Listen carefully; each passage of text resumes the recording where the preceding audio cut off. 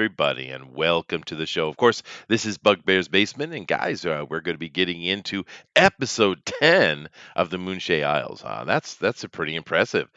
We've tried to run a few campaigns here on this and other channels, and they've either been extremely linear, and the stories ended before that, or they just didn't last. But I'm very happy with this one, and we're in the very beginning of chapter 2, so we're gearing up. And yeah, I'm having a great time with this, and you guys seem to be as well because we get quite a few people are actually watching this, which is a touch surprising to me. But I'm a very happy surprise, however. But do keep in mind of all those kind of maintenance things we have to cover. We do have our links down below. Please check them out, particularly Fanspeak over on Facebook. If you're not part of that community, please do become a part of it because it's a great little community where people are sharing all kind of stuff. It's also a community where you're free to share whatever you want to share. Of course, this is Dinale's thing. He built it and he's in charge of it. But he's very open to let you talk about anything you want, shill what you want. I like it. It's because a lot of these communities on Facebook are very restrictive. But so definitely become part of that. It's a lot of fun and it's good people over there. Also, you have my Twitter link. So if you guys want to be part of anything we do here at Fanspeak, just contact me and I will get you involved because being Fanspeak and being live streamers, we want you involved. We want to hear your voice. We want you guys to be part of what we're doing because none of us are professionals. We're all just a bunch of fans having some fun, and we really enjoy you guys being part of that fun, and we want to hear from you.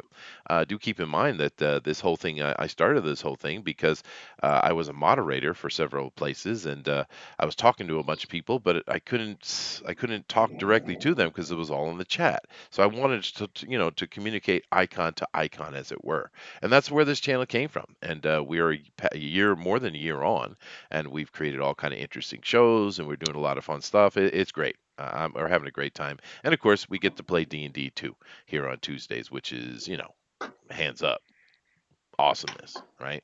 But anyway, let's jump over into this. And the last little point is please hit that share button because we are live streamers. That's what helps us out. And hello, Roger. Hello, Jennifer. So let me come over here and say hello to my guys here. Going to start out with Bill. How you doing, Bill? I'm doing great. I'm doing great. I've got the job tonight of being the cartographer. Yeah. We're gonna do some dungeon diving, and I'm ready. I've got some minis going here. Here's a little thief slash scout, and I've got a monk. There's a halfling. Oh man, I'm gonna have some representation for everyone. My cleric is carrying a sword, so we're just gonna pretend. Yeah, that's part of the fun. And then a tiefling. Here we go. I started doing the base on the skin for the tiefling. Nice. Yeah. And Painting miniatures. go ahead. No. Painting. I actually, I don't have any artistic ability as far as the painting and drawing and illustration and such. But I do paint miniatures, dude. Dude, that is just relaxing. I mean, It it's is. just you just take your time and layer, just watching it. The paint dries pretty fast, so you don't have to sit and watch it dry too long. But the amount of detail and the variety that's available is just it's a huge world out there. Every It genre from it is. westerns Yeah. to sci-fi to everything, man. It's really cool. Well, you know what was funny for me, as in regards to that, sitting right in front of me, I have like a gray metallic bookcase that has, it's kind of like it's more like a role playing utility cabinet is what I call it. But on the top, I have, I don't know, couple hundred miniatures. But those Awesome. oh no, it gets worse than that. But those Dang. are all from Right. the D&D little tall boxes you could buy where they're pre-painted. And I just bought a whole bunch of Yeah. those, and I would just use them in my campaign because I was sitting at a table, so we would do the full-on miniature, 5 foot movement type of mapping. But then because I didn't have as many people to play with, but I still wanted to be involved in gaming and stuff, so I moved over to board games, right? Right. And of course, I have a collection of, I don't even know, certainly well over 100. Is it near 200? I don't know. I don't think so. But it's over 100 board games, and of course, I was very Wow. specific about it, and I went very boutique about it, And Yeah. the funny thing is several of those different games I have are miniature games. So my couple hundred miniatures that I bought intentionally pre-painted, so I didn't have to bother with it. I now have well over 1,000 miniatures, all of which are either been painted or need to be painted. That is pretty impressive, man. That's a Dude, lot. it's I've been crazy, right? bitten by that. I've been bitten by that bug. I went and backed the Reaper Wow. Bones Kickstarter that just Oh yeah. ended, and then yeah, just I want to go out, have some fun. Yeah. So Well, I just thought it I've was got weird that board games is the one that blew up my miniature collection, not well, tabletop. that's what's I've noticed that because I was out visiting some family and they're getting, Kickstarter board games and like a lot of them were just based, instead of the playing piece being a little cylinder or a cone or something, it was a mini. That was just so Yeah, cool. it's So cool. Yeah, I got the Batman Gotham City Chronicles sitting right next to me, and of course I backed it at the what $300-400 level. But I have the entire thing. It's a really cool combat board game combat system for Batman. But in there, I have what nearly 200 miniatures from the Batman world, and they're high level, dude. awesome. Yeah, Awesome. yeah, it's pretty cool. Awesome. Yeah. Well, check those out some night. That'd be Yeah, no, fun. I should do something with them, but of course I can't really share my camera so easily over here. But anyway, that's way off topic. Well, kind of off topic. So let me move on before, because I could talk about a couple hours on that stuff. But let me move on before that happens. Uh, Right. come over here and say hello, Bob. How you doing? Good, man. How you guys doing tonight? Doing great. Oh, Hero Forge. That's a great place. Yeah, I actually ordered a custom miniature from Hmm. another one. I'm looking to do another one from this place, so. And that's exactly what Hero Forge is. And by the way, if you guys don't know what Hero Forge is, and you're into miniatures, this is a place you can order custom minis. They basically just plug and play whatever you want into it, and you can build it and then have it sent to you. It's very simple. Okay. Yeah, Cool. No, I was watching a few of their tutorials yeah, this afternoon, and I hadn't looked up what their company really is. Just yeah. Dr. Faust, I think, is their artist, and he's had some really nice stuff on tutorials. So Oh yeah. Yeah, But these are a it's a little cool thing. these are a little more cutesy than the other place I got them from, though. But they still look Yeah. pretty cool. That's true. But you can plug and play whatever you want, and you can build whatever mini you want. And of course, this is more, less the board gaming and more actual, RPG tabletop, because we have our character. Each one of these guys have built their character, so you wanna. I remember way back in the day when we started using minis, because that it's a strange thing with D&D. D&D, created by Gary Gygax, was actually created initially with chainmail, because he and his group were into historical recreation in the the tabletop war, miniature fighting, recreation war battles and stuff like that. And it's strange that it came out of the mini world, but almost immediately went away from it, because I played D&D from '79, and it was a long time before any of us even thought about getting into miniatures, right? But when that miniature bug hit, it was hard going trying to find one that fit just your character. And a lot of times, what happened was you would find a mini and you would design your character around the mini, right? So how cool is it that you have a place you can go to and literally create the character that was in your mind, and so easily and yeah, fairly cheaply too? It's not expensive. Yeah. It's that is badass, really dude. cool. Yeah. Another time, I'll share a story about going to Geneva, Wisconsin, back in like the early days of D&D. I was out there like 80, 81. Uh-huh. But yeah. Anyways, I don't want to get too far out. I want to go hack and slash. Yeah, no, that's true. But that's all right. We take a little bit of time to have a conversation is good too, because today is a delve, so it's going to be more combat oriented than normal. But that is nice to see. He's building his little cleric. Let's come over here and say hello to the no longer diseased one, GOP. How you doing there, Corny? And now he doesn't want to talk to me. What's this all about, Corny, we're live. Corny? You have to I was unmute still muted. yourself. Sorry, I was still muted. Yeah, I didn't realize. Yeah, no, I'm having a good time. This is great. I love being here. It's awesome. Well, Gonna, we we're all love you gonna, being here, dude. we're all We do. probably gonna die at some point in this dungeon. It's great. Maybe. But do keep in mind. I mean, I think it's quite obvious to any of you guys watching, but I'm not actually intentionally trying to kill anybody. And I'm not that type of DM. Although I will let the dice roll most of the time. But most of my intention is to have a fun ride. So a fun ride is not necessarily has anything to do with the DM trying to murder you all the time, right? True, So, but it so does help. it does, right? Anyway, let's keep moving down the line here. We have ourselves a slick Jimmy. Are you extra slick today, Jimmy? Just curious. Do you have dry I just got days? off work. I just got off work. I'm always smooth and slick, Uh-huh. That's how it is. But I'm always dry as well. Oh, whoa, whoa, whoa, whoa, whoa, whoa.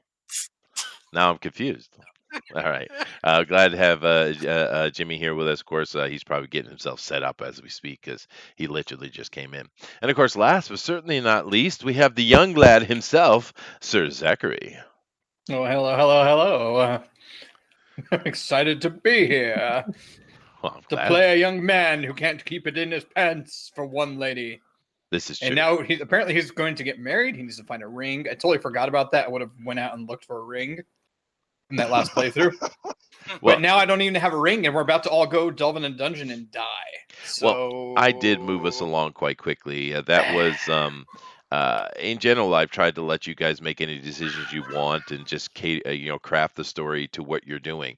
But in that case, I wanted to get you out of the city quickly and get you into a delve, so I kind of directed things a little more than I usually would. But I forgive me. Well, it's okay. he still needs to propose on camera. He so- does. Yeah. He does. Yeah. I guess we can. I'll have my wife wear a wig, and then I'll do a proposal. There you And wear go. a red There you wig. go. There you go. Red wig. Sweet. Red All wig. right, guys. Well, thank you all very much for being here, and to thank you guys all here to watch us and be part of the continuing story. Like I said, we're into the very beginning of chapter 2 now. Whereas just a super quick recap. I do try to give a recap every week, but I don't want to. I also don't want to overdo it, right? But just a quick recap: we are in Faerun in the Forgotten Realms. We're in the far western ocean, in a place that's basically simulating the British Isles, basically, and that's called Moonshea. Moonshea is, importantly, one of two places that is claimed to have been created by Corlin himself. Now, Corlin, of course, is the elven high god. He's the king of the gods for the elves, and Evermeet and Moonshea being actually older than Evermeet, that these were originally created by him. So these islands, just like the British Isles, are full of mysticism and things like that. The big problem we have going on is the Eladrin, who are kind of the ancient elves, have returned from the Feywild into Serafal, and they have taken over in a quite a brutal way. But of course, our story is happening in Moray, and particularly our story is going to be taking place in Denon's Delve today. Now, the recap consists of very simply there is a bunch of werewolves called the Black Blood Tribe that were created by Malar against his will, it seemingly now, because something has happened to Sylvanus. And Sylvanus is one of the greater gods of nature, and something's wrong with him. We don't know what, but he's on a tear to do something. And of course, this island is in complete chaos. And a lot of people have suffered, and we don't know exactly what's going on, but it's not a good thing. What our party has been sent to do, because after all their adventures, they basically kind of just retreated to Denegal, and Denegal, of course, is the major city on the island. It's actually the only actual city, because everything else is more of a large town or small town. But in retreating there, they brought information. Of course, the party is a little bit lucky because one of the only NPC we're running directly with the party, of course, is Lacey, the beautiful redhead, and future wifey of our Baran, I guess. But she's a noble, and she was very easy for them to gain access, and of course keep access. And basically, what has happened is the jarl here, the king, He understands that the thing is getting out of hand, particularly with Sylvanus involved. There are reports of gods walking the earth all over the place. And This is a problem because this has happened before, not too long ago, about 50 years prior to this. And of course, it was a bad time. It was called the Time of Troubles.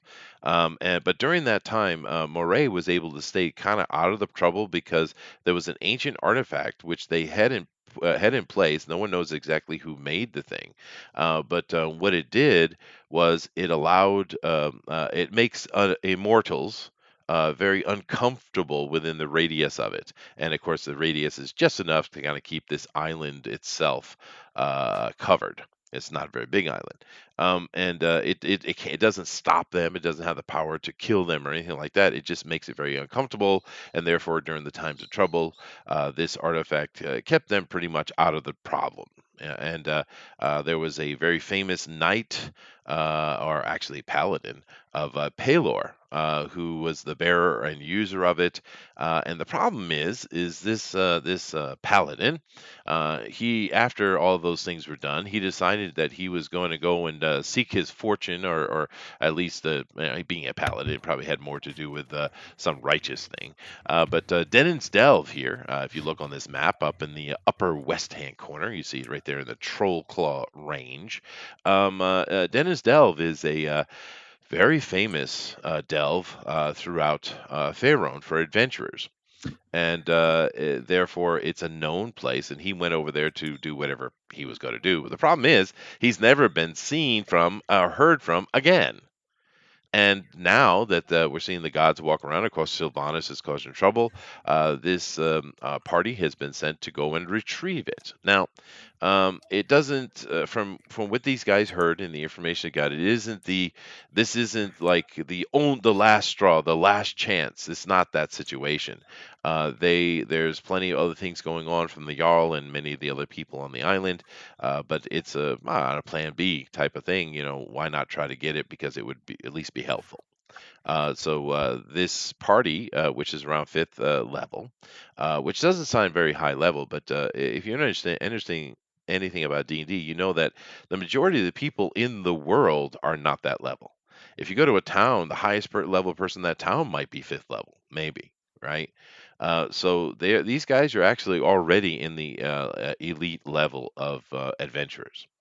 Nevertheless, that's what we're up to, and that's what we're doing now. As of last session, we quickly got ourselves over to the harbor, which is just the west of where you see Devin's Delve in this mountain range, and they made camp on the beach. And basically, there's a guide, and that guide is his name is Yavir. And Yavir is sitting in the boat, as you see here. He is now, and he's just checking his lore. And although he's a very old guy, the party has recognized that he's quite spry, and he's going to be guiding them to not only the place where the delve begins, but to its a very specific place within that city that it's sitting in. So before I get into describing their journey to Denon's Delve, though, I would like to know if anybody has any questions or any kind of comments or anything like that that they want to make before we dive in here. The only thing I wanted to do is I actually got the list of magic items, hmm and yeah, we got a hell of a discount. Wow, You that don't stuff we tell bought. the DM that. Yeah, well, it's too late. He already gave it to us. So I know. I told you it was gold is XP. That was what I was doing. Yeah. yeah, no, I mean I'm talking about the stuff we bought. I mean, like, holy crap! Yeah, a wand of magic missiles is retarded Well, expensive. no, but we did like a special version that's like a limited use. Yeah, yeah. So just going forward, I'm like, okay, I know what everything costs now. It's going to be a lot higher. Yeah. So But I apologize for that. That was my mistake. no, it's not a big deal at all. because of the direction we've been going, we haven't really had a lot of delve chances. Therefore, we haven't been picking up much gold or much magic simply by the nature of the campaign we're in the middle of. So it's all well and good. You know what I mean? Cool. I just Yeah. wanted to clear that up. But yep, I'm ready to go. Let's go kill some shit. Oh, well, there it is then. Yeah, kill some shit. Murder hobos unite! Right? It's always like that. By our bloodthirsty powers combined. Poor DMs always have to deal with damn murder hobos. But all right, good. Anybody else have any questions or comments before I jump into my narrative here? Cornelius is just happy it doesn't itch anymore. I have a question. This true. Yeah. What makes you so smooth? I just want to know. Me? We all want Smooth? to know. I don't know. We all want to Cream know, and shaving, I suppose. I don't know. You put yourself a moisturizer every day. I That's do. probably I what it have is. baths Bathes full of in it. Yeah. It's just rolling around, and your wife looks at you on the floor, and you're like, again? Well, this is getting descriptive. Let's all go to the Oh, go to What the hell, dungeon. man? Japan is a different culture. It Don't is. judge Don't them. judge us. Such a different place. All right. Anybody Notice me, else? senpai? No? All right. All right, here we go. As you can see with the map, which I have up right now, this is a very mountainous area. Now, these guys are sitting on the beach, and they get up to where it's about, let's say 9 in the morning, and the guides are prepared. Now, these guys are actually professionals that have been brought along, and as I said before, this. This place is very, very famous. So we get a lot of adventurers from around Faerun will show up here. So there's a bit of a cottage industry, as it were, that has popped up around Denon's Delve. And therefore, these guys have been here many before. They know what they're doing. They get all prepared, and they have a bunch of pack mules with packs fully loaded.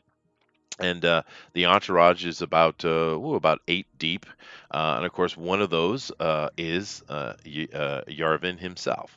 Now you guys don't know much about Yarvin, but he was sent as your guide to get you where you need to go, and he is Yarvir, sorry. But like I said, he's a very old looking fella.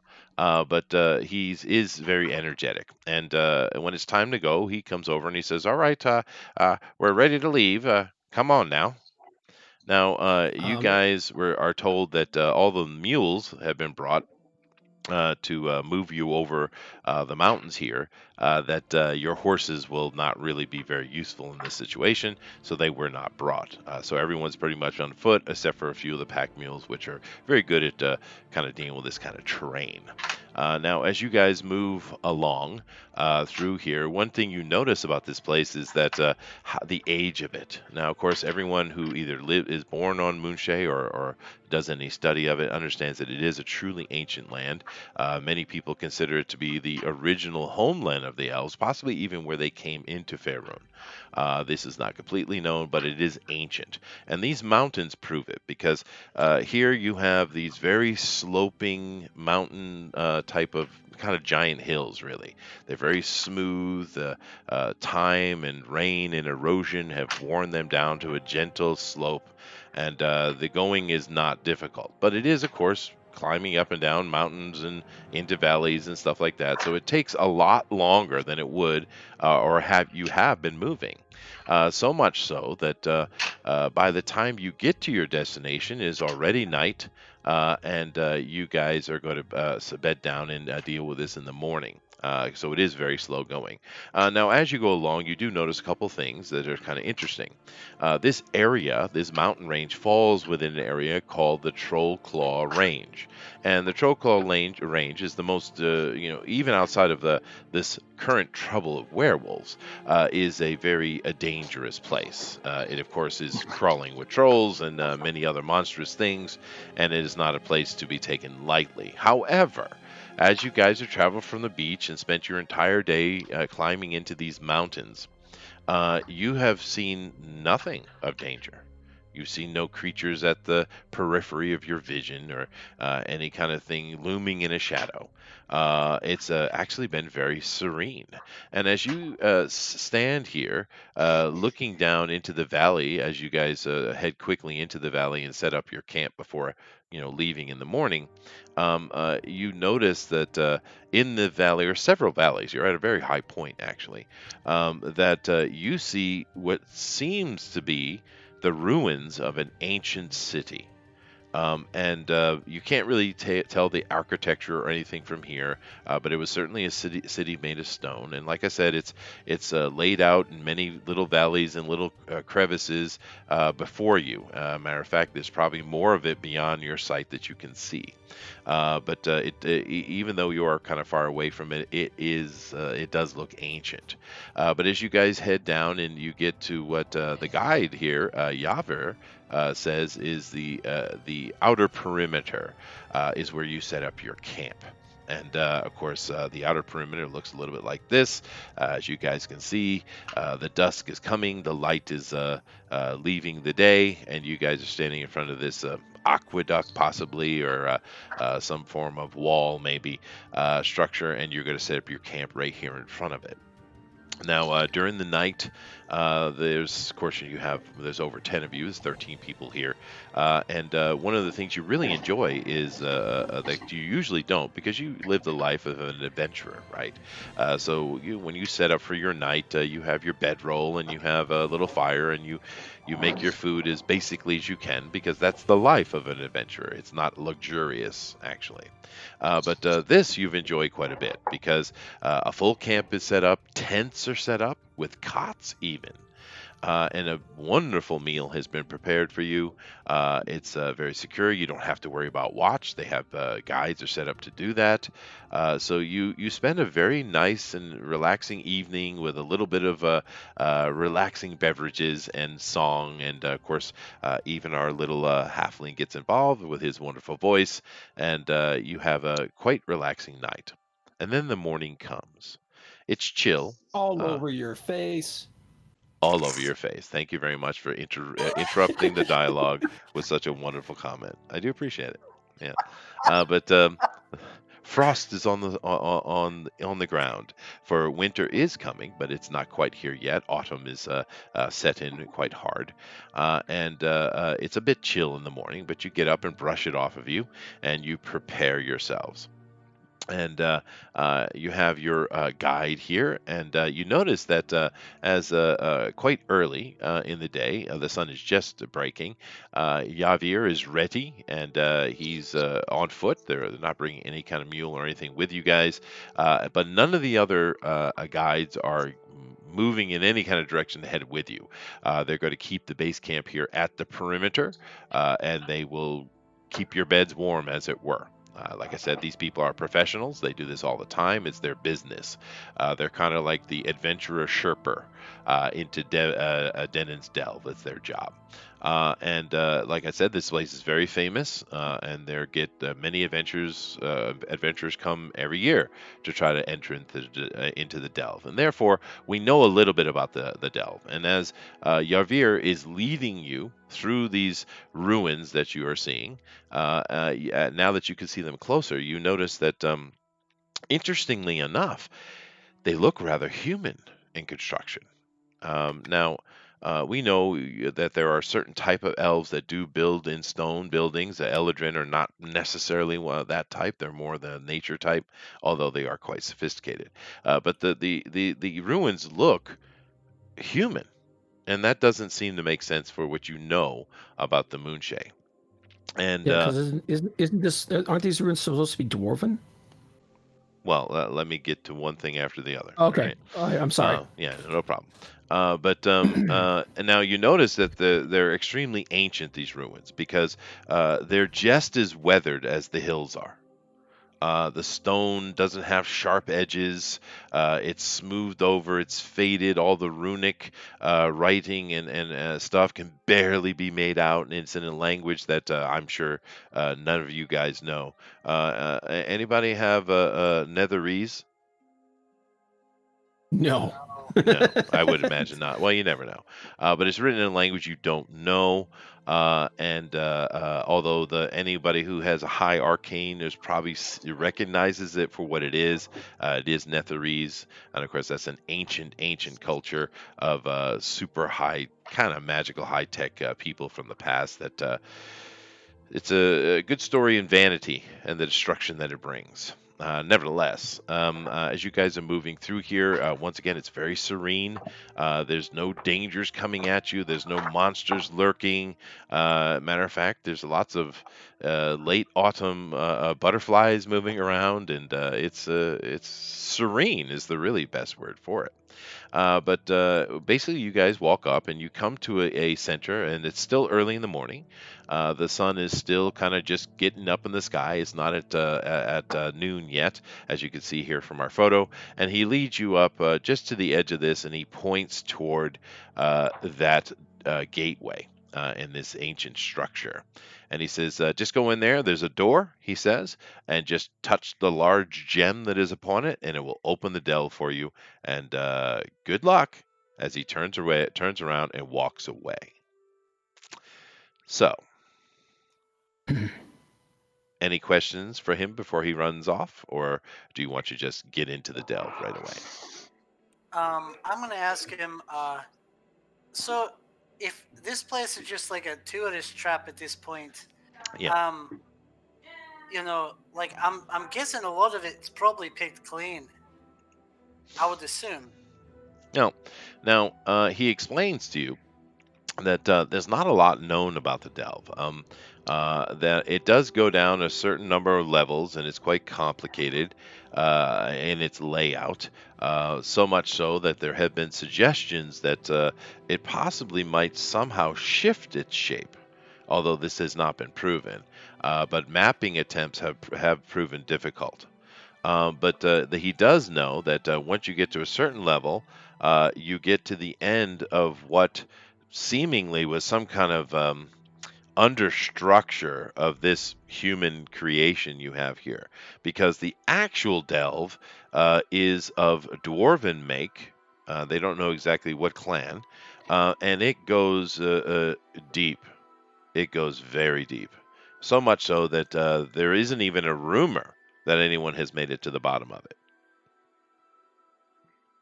Damn.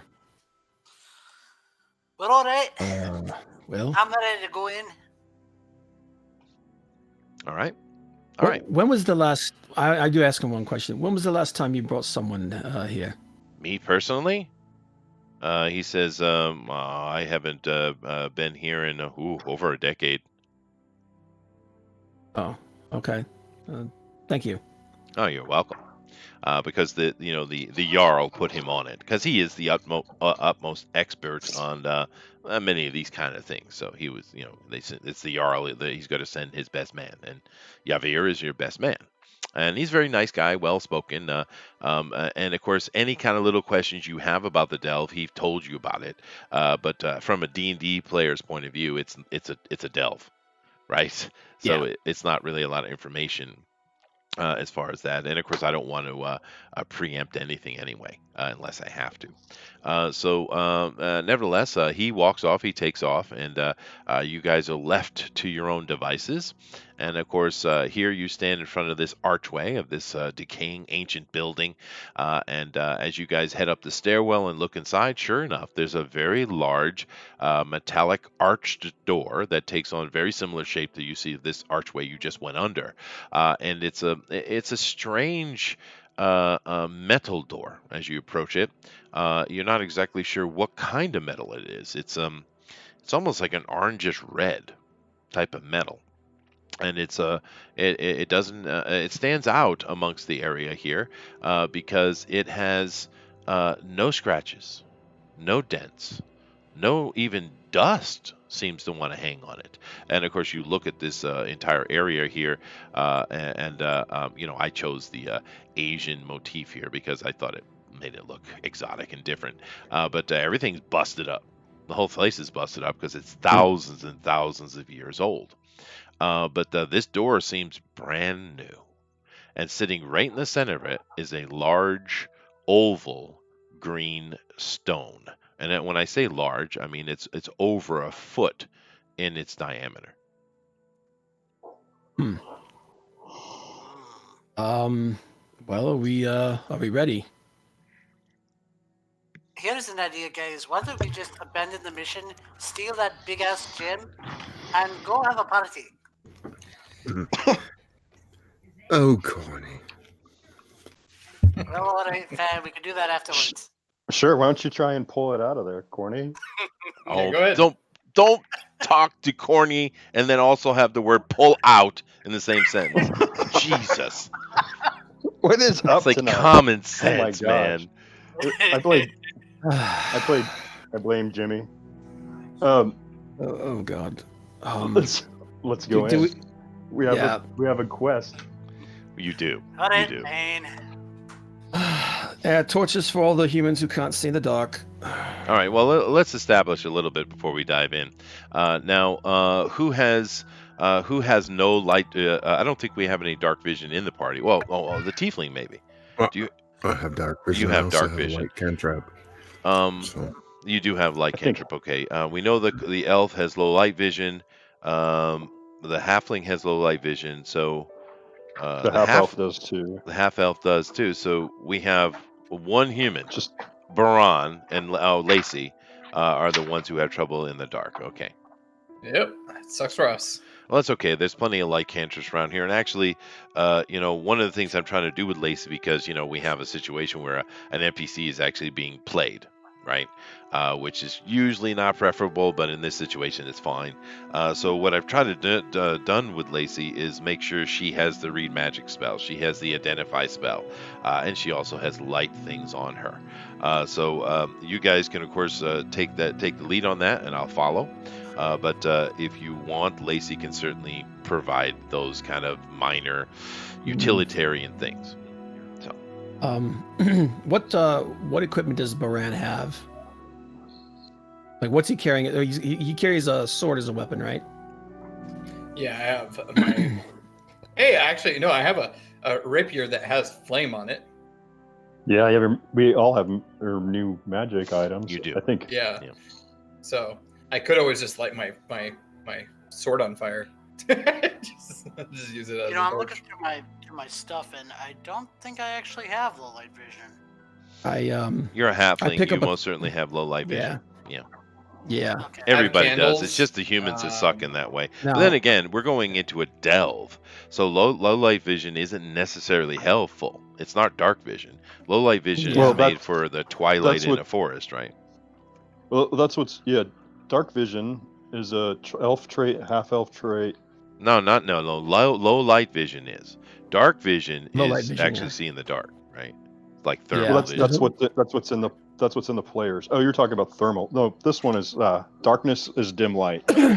Yeah, have low a light lantern. vision. It's called low light That's vision. low light. Yeah. Yeah. Okay. Okay. I do have a pick up. lantern that I can use. Yeah. No. I pick up So- a stone. I cast light on it, and I hand it to Baran. Woo! Yeah. Okay.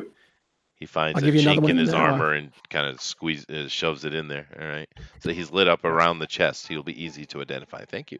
Awesome. Woohoo! I'm a target. Rock on.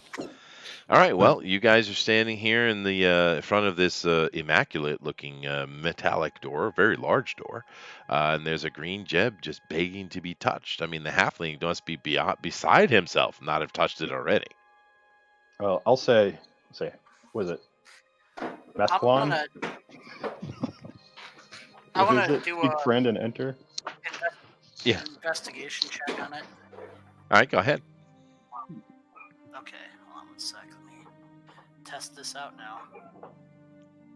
Okay, and so wow, that is a whopping 7. Yep. It's a door. So, It's yeah, a door made of material. It's a metal made of a type of metal you don't know, and you don't see anything that stands out to you. Of course, you're not a dwarf, so you don't get any kind of bonuses on that anyway. But yeah, it's Well- a metal door. If Chester kills me, I'll push the stone. I mean, Yeah. if you're gonna kill me now, kill me. So I'll put my hand on the stone. All right. As you do, you hear some grinding of gears below your feet, and actually the stone walkway you're standing on in front of this arch here is begins to rumble. And what happens is the door itself seems to knock back a little bit and then drop into the floor below you. And then standing in front of you is a dark hole. There's no light at all beyond the now open, yawning portal. And you have this sour, sick wind come out of the hole. It's a mix of some moldy smell and a kind of a smell of old death wafts around you. And as you guys are looking into this open portal now, preparing to move yourself in, you notice a set of red eyes seem to be looking at you. And then next to him, I'll another set. And then another 11. And Can I shut the door again? Mace. the whole portal at a certain distance away from it seems to be full of some manner of living things. And those living things are now coming at you, charging and screaming at the top of their voice out of nowhere. A cacophony of danger approaches you, and this is what you see. Skeletal type of dead things reaching for you and coming out at you. Now, of course, you guys are adventurers, you're all ready, but I'm going to need a perception check simply to see if you can get off a round of attack before we do our actual initiative and have combat. So you open the door, and you are about to be overwhelmed. Have at it. 21 on my perception. No problem. All right. It's not a very high roll. 20 You guys are in this kind of. You only need a 12. So, Oh, okay, cool. 27. 16. all right. Anybody have less than a 12? No. All right, good. So basically, you guys are 17. 17, no problem. You guys are adventurers. You're prepared. You're experienced. So each of you get to do a full action. Now, keep in mind, this is a surprise round. It's a single action. It's not a full round, so you can't do your double attacks, your all those kind of things. Now, you get a single action, so you can move or you could attack, and of course, you can use any kind of bonus movements or free actions that you have. Of course, you can do that. But this is not a full round. It's a surprise round, of course. So let me start with Bill. What are you gonna do, Francis? What the heck are those? Well, you're not really sure. They seem to be some manner of undead thing. Okay. And there's a crap load of them. So think- it's enough to fill the cavity of the area to the point that you don't know how many there are. And of course, they're coming out of the darkness into the morning light, so you don't really know. There could be 1,000 of them in there for all you know. So we could back out of the archway and narrow their advancement toward us. So Well, you're standing in a large stone. It looks like a courtyard because the roof is gone, but it's basically a large stone room. Behind you is the archway which goes out into the more high street, as it were, as you see in this picture. So you guys are inside that archway, and the door is on the other side of the room. You can get a perspective of here. So if you took a move action this round, you could certainly get beyond this archway and down the stairs and out front. You have enough movement to definitely do that. Okay, if you want to funnel them through a second arch, although they already are coming through an identically sized space as it is.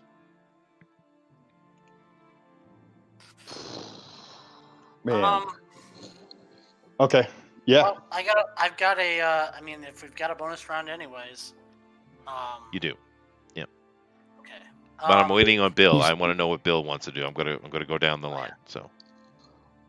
All right. Well, I'm gonna draw my bow staff, and then that has radiant damage against the undead. It does. Yes. And if I have enough room, I would try to run in, hit a few. Well, keep in mind that I'll get overwhelmed. they're already on you. Okay, so you can either take a move action or you can strike. right? Okay. Either one Well, then I'll you're strike. available to do. So, Okay. Well, then I'll roll to hit him. all right. I rolled a 20. Well, sweet. Wow. Mark that Wow. down. Nice. You most That's a good way certainly to hit. start. So the monk spins his new stave about, and he crashes it square into the forehead of one of these creatures that's coming right at him. And give me damage, just for the sake of it. Give me damage. Keep in mind everything is doubled. Okay, so 9, 6, that's 15. So doubled would be 30 points. 30 points. Did you add the radiant? Oh, yeah. Yeah, I did. It was a 1d6 is what you said. I rolled a 4. Oh, you did. I have a Okay, so plus 30 6. points of damage. Yeah. Now you lay into this creature. And let me just check my information here. Yeah, okay. You lay Now- into this creature and you strike it square in the head. And not only do you cave in its skull, but the radiant damage hits it. It lets out a very unhuman scream and literally turns into a pile of dust right before you. Yeah. So come at me. Next, Um, I believe is Bob. you said no bonuses, so like I couldn't do my unarmed extra attack or any of that stuff. This No, is a surprise round. it's a surprise round. Yeah, just we'll get to initiative here momentarily. Go ahead, Bob. All right. I will turn undead. Yeah, that's what I kind of thought. All right. Yep. Yeah, It's a wisdom saving throw for everything within 30 feet. right. All right. And now I know that we used to have in the old editions, depending on your level and depending on the success, it would do everything from cause them to flee you to turn into immolated pyres of burning corpses. They still have that, I'm assuming. Not at this level. At this level, they just turn away. They They've just run just away. turned. Okay, no problem. And Yeah. what is the DC I'm looking at here? It is my it's a wisdom saving throw, so whatever their wisdom is, versus my spell level, which is Your notes save out here. DC. Yeah, it's my save DC. So Yep. that's 16. 16. Okay, and so I need to make a 16, and this is radiant for sure. Okay. I'm good to go. Hold on a second.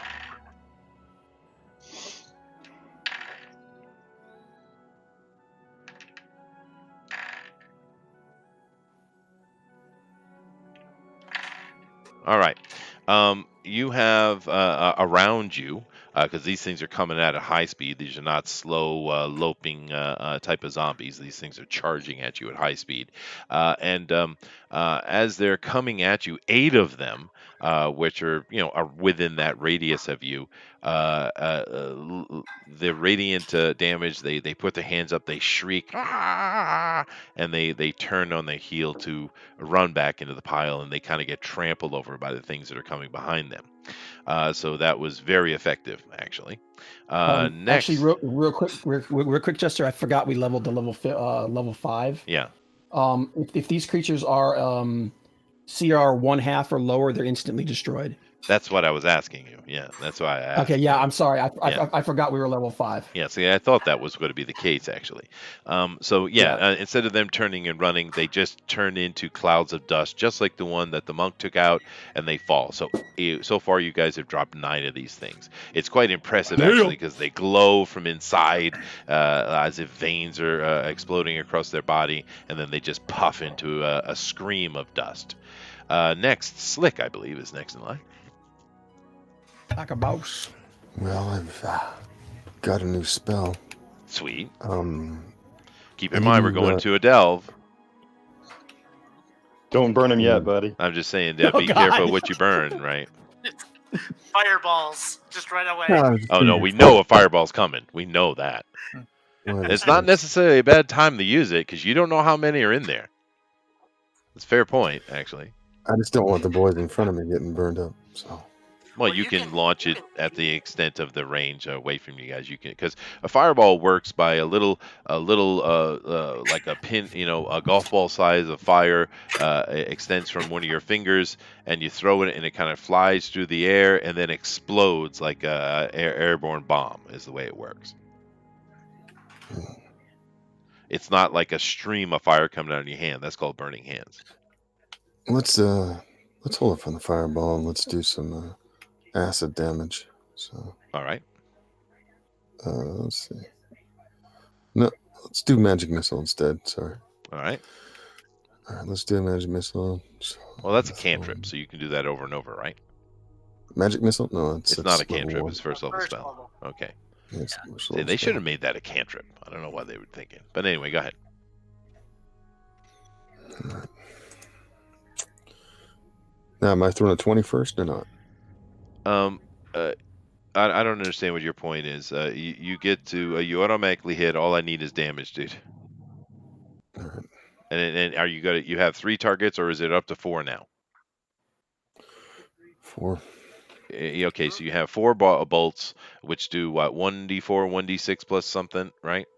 Yeah. So are they going to multiple targets? Are they going to all go to a single target? That's all, and then you roll damage. Multiple targets. Multiple targets. Okay, so the magic missile is very easy. All you don't have to hit with it. I don't get to save. It's just give me your damage. So just go ahead and do that. 1d4 plus 1 for each dart. Yeah. You get 3 of them. He doesn't get 4 at this level. It doesn't change unless he's using a higher level spell Which he slot. shouldn't do. Okay, no problem. Okay, It's so not like a cantrip.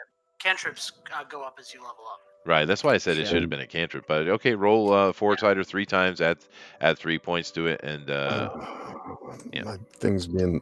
It's not, there we go. 12. Okay, 12 points of Nice. damage. And is that total, or is that with the pluses, plus ones involved? 6, 18, 22. Okay, so so it's 22, and this is going to multiple targets or a single target? Multiple targets. Okay, well then you need to give me those numbers individually. 7, 7, and 8.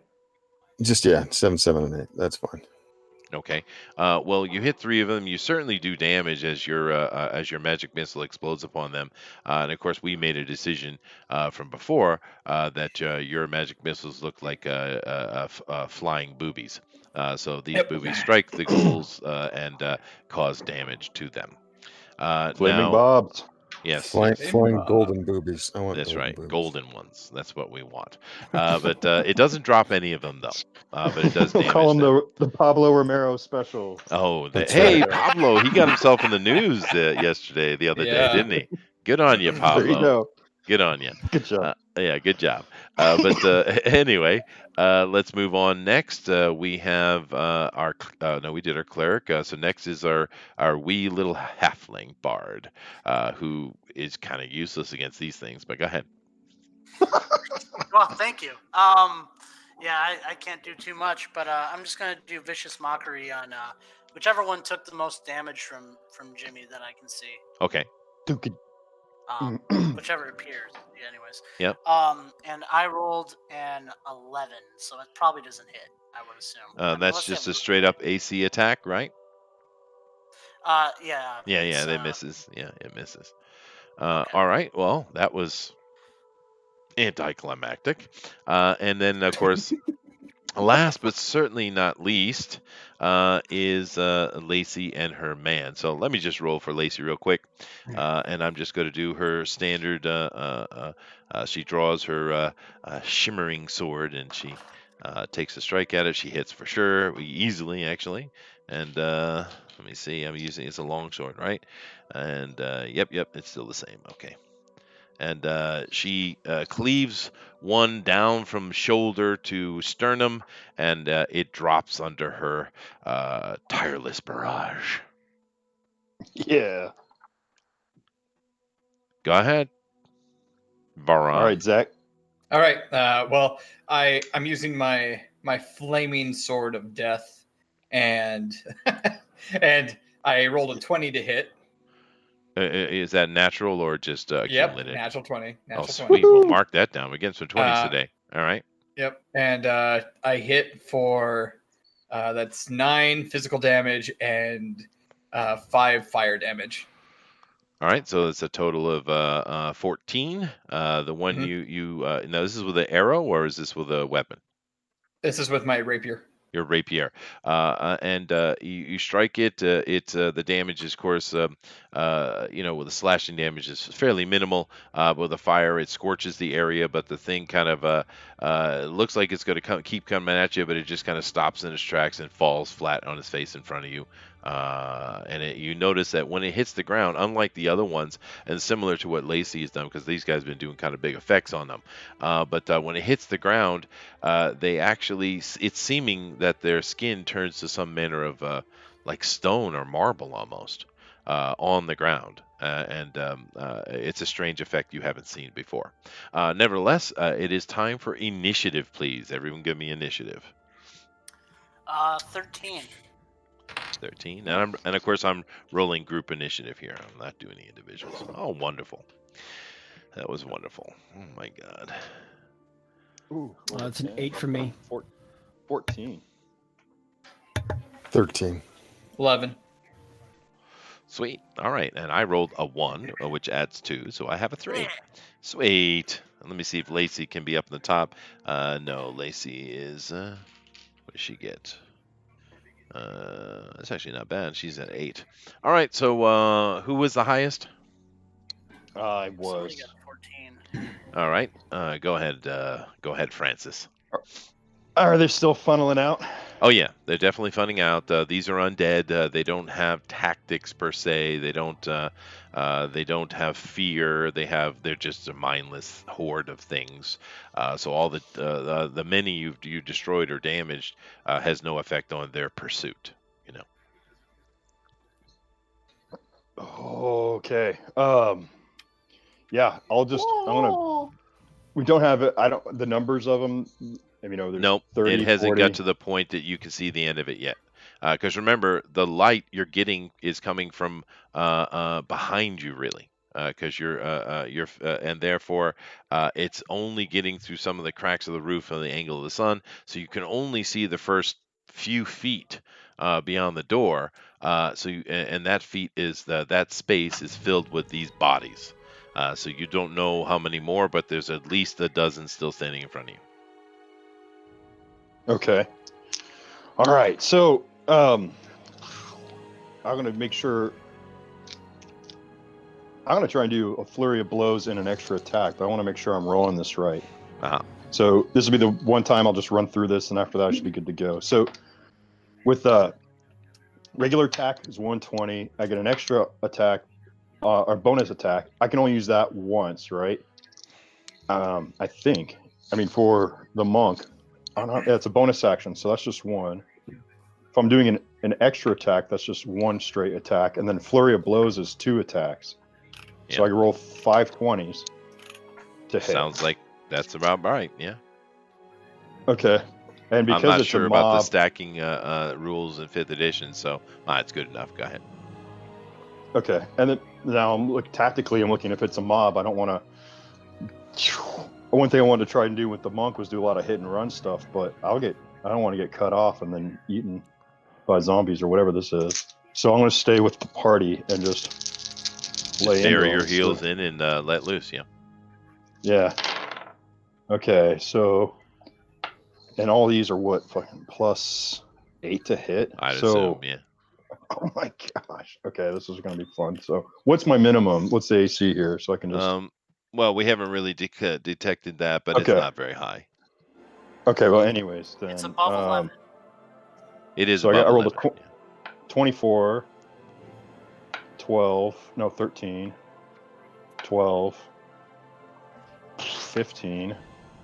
And then the last one, I rolled a 17, so 25. Okay. One of them misses. The 13 barely hits. So now we know it's 13 AC. So you hit 4 times. Now, are you concentrating this all on one target or multiple targets? Multiple targets. How many? I'm just gonna.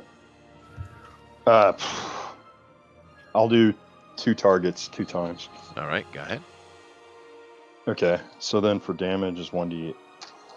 Oh my gosh. Okay. A stave. Oh, that's right, because you're a monk. It ups the damage. Ooh. So I'll do 1d8 and a plus 1d6 3. Oh my gosh. Okay, so this is for the 3 standard attacks with the staff. Well, you hit twice. I hit twice. Each one. So give me damage for each one, which is going to be 2 damage sets, right? Okay.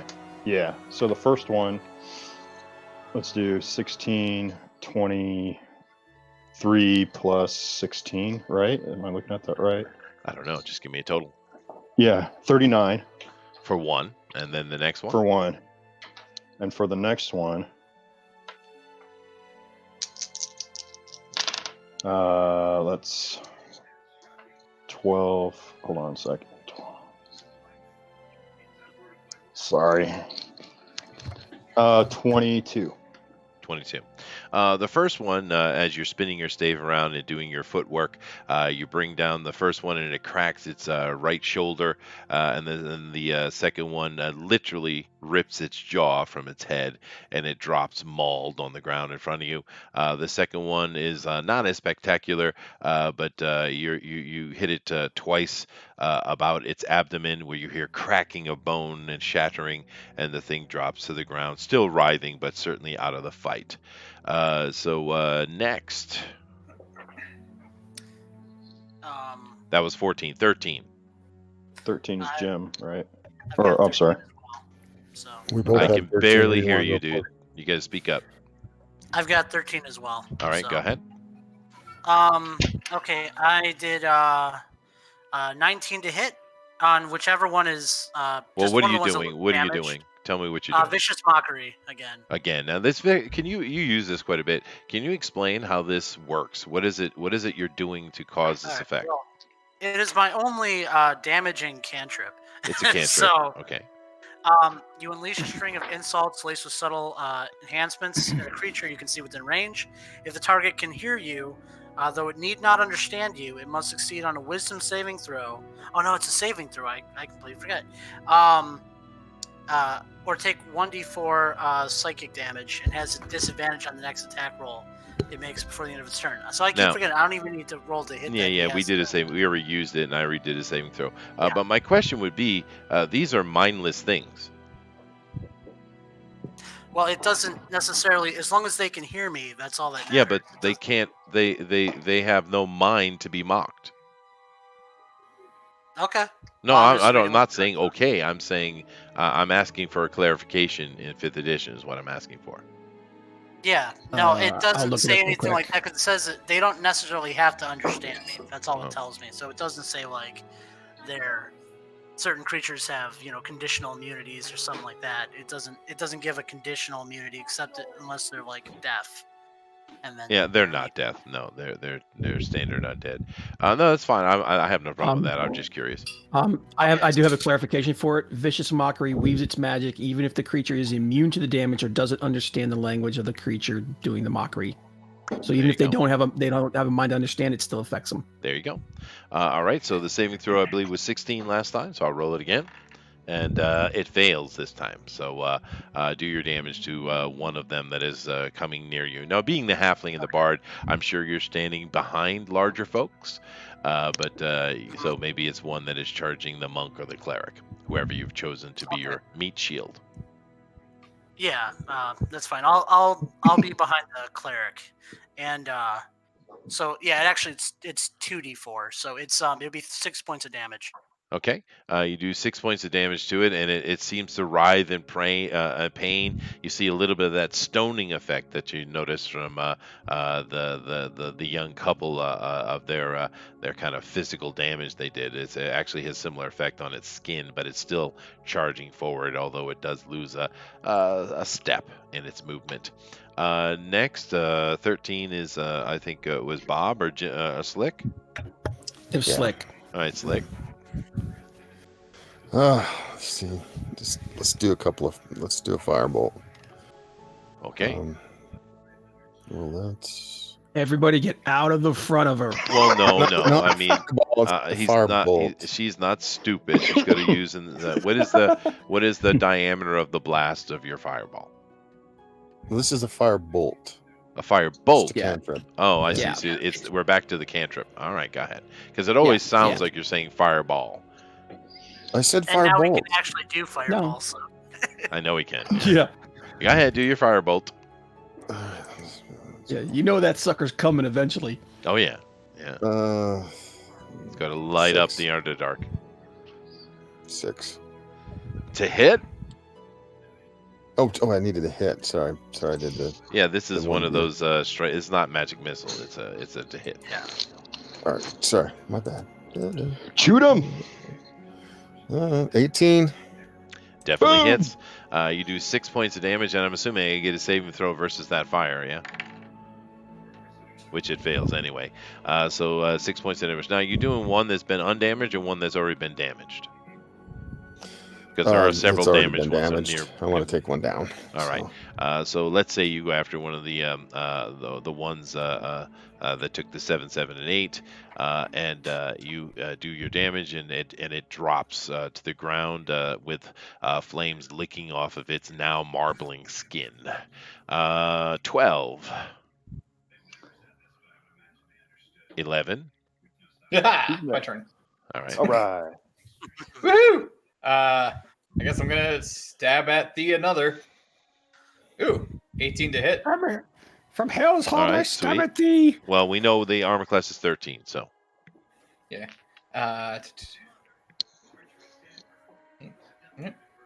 And let's see, I do 6, 10, and that is stupid. All right, that is 17 damage. All right. Yeah, that's 17 damage. All right. You, of course, are using your rapier, right?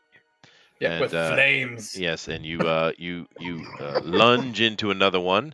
This time you hit it in the eye, so its skull is aflame with fire, and it falls backwards this time. And once again, that marbling effect happens, and it's more bizarre this time because one elbow hits the ground, and the other arm is reaching out towards you, but its death comes at that exact moment, and it literally has frozen in a statue-like position as it hits that ground, and immediately it's broken because other legs are smashing into it as they try to clamber towards you. Now Lacey is got her feet under, so she lays in 2 attacks into 2 that are nearby to you guys. She's of course right next to you. Her first attack is a natural 20. Good for you, girl. And another natural 20. Jesus Christ. Gosh. What the? And that was 2 separate dice, by the way. That wasn't the same die. I would rather you get the nat 20s with our ally. So just spend them all on our side. I'd appreciate it. Well, I mean, yeah, but she's gotten about. I think that's probably her 4th, or I think that's her 4th since we've been playing with her. But anyway, so I don't even need to roll the damage. She swings into one and then rips across to the other, cleaving one all the way down to its pelvis, and you see that side of it starts to slide off, and then it freezes in a standing position as it marbles into its statue form. The other one cuts the other one in half, and the bottom half freezes into its stone one. The other one falls to the ground and breaks as it hits the ground. You guys notice, well, particularly our cleric, Adderall, recognizes this sword, which, of course, you all were given new equipment. She was given a nice set of plate mail from the Jarl, but her father gave her a sword, right? You guys saw that happen at the thing, and I didn't really talk about it because she's an NPC. But Bob, you do recognize that sword, as it's lighting up, is doing radiant damage. It's mine. No, it's not. It's hers, right? But For the moment. yeah, all right. So let's come down to and I did her a little ahead of time actually because she's actually on 8. But nevertheless, where am I? 10, 9, 8, Yeah. 7. Is everybody Okay. done? Oh, 8. Yeah. That's me. Okay. Now these things, you said that there's still like a wall of these things coming out, right? At this moment, because everything is happening simultaneously. Yeah. Yeah. Okay. I will cast Spiritual Guardians Okay. at level 3. Any creature that moves, and it will affect all of them. I mean, any creature that's within 15 feet of me, except for the party. Mhm. If they and if anything new moves into the space for the next 10 minutes, they have to make what's the saving throw? A wisdom saving throw, and on a failed save, they take 3d8 radiant damage. All right. Instead of rolling that, just give me what is the standard on the 3d8 in that spell? Because they always give in the 5th edition, they give you a standard, right? Yeah. Yeah. Where is it at here? Actually, it's not on the. It's probably 13, right? Yeah, I believe It's so. usually the average +1, right? And then of course you add your level onto that Right. as well. Yeah, and then add my level, so that would be like 15 that'd be damage. 18. Not level, your No, proficiency, I think. Proficiency. Yeah. So it's like 15. So that would be something like that. Yep. 16. Yep. All right, cool. Then everyone is done. And I'm going to take care of all that at once because these guys are going on 3. And all the ones that are, and you drop it at the center of the door, I'm sure, because that's a smart thing to do. All those that are within that radius, let me just go ahead and ooh, goodness gracious, I'm dropping shit all over the place. All right. Oh, natural 20 for the zombie. Sweet. No! He's just gonna be nat 20s from him all night. No, it's not. Actually, everything else fails there. So one defiantly stands against your protective creatures. Now these are like spectral creatures that are attacking on their own volition, of course. And one of them seems to dodge, luckily maybe. But coming on their turn, you get a whole bunch moving through, and of course, as they do, the stoned bodies puff into various forms of dust and particle as they really crash through each other. And I will do like this. Okay, and then I'll do like this. All right, another 20. Jeez, oh, you guys are in trouble. All right. Basically, this spell is extremely effective, Bob. You see a total of what was that? 11 of them implode into their stoned form, and they, of course, they wipe out a lot of themselves as they go through each other. And there's a big cloud of dust around you guys. It's becoming a little hard to see actually right now, particularly because of that spell. But one thing you guys can make out is you can see the end of it. And what isn't standing in front of you now is 8. And they are fully engaged, however.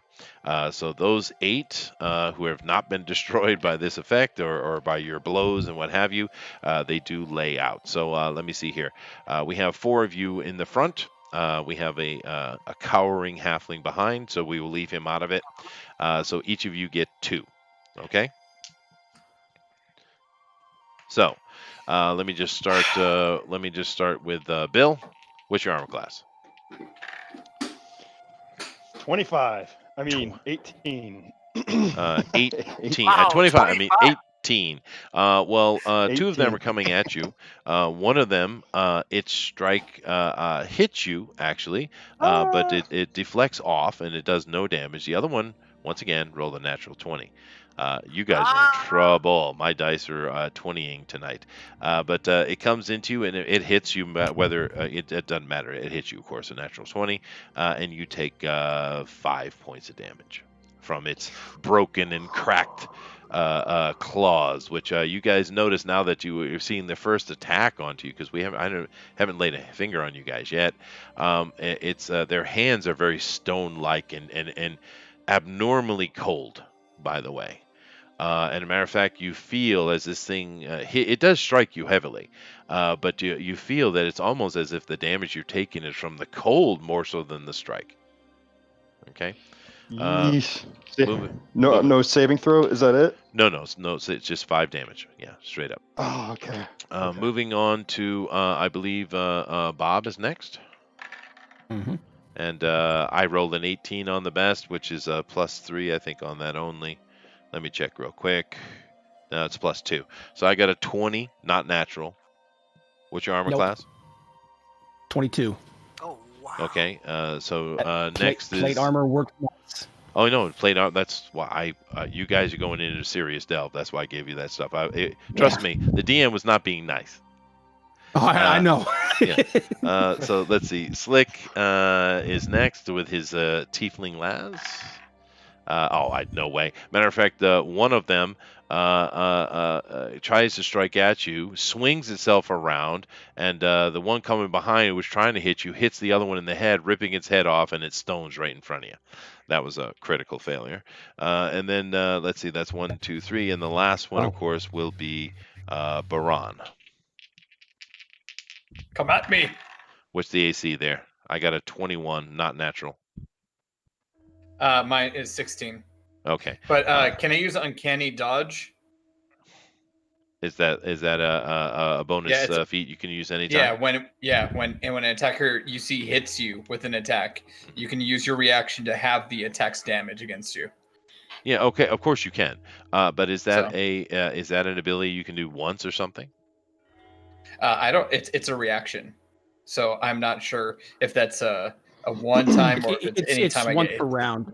Once one per round. So basically, I have to Okay. re-roll. I get it. Okay, that's interesting. I got a 14. That misses. I'm assuming.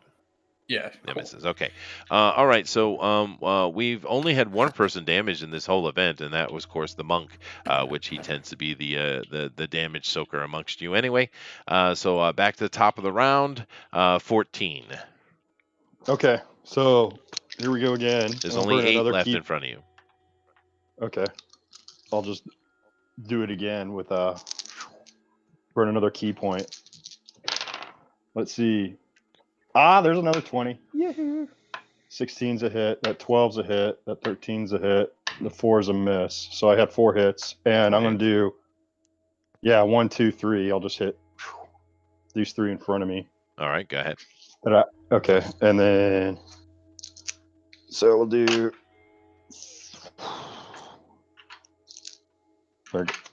glad I got a bunch of dice now. Okay, here we go. We got, pair these up real quick. So that's 11.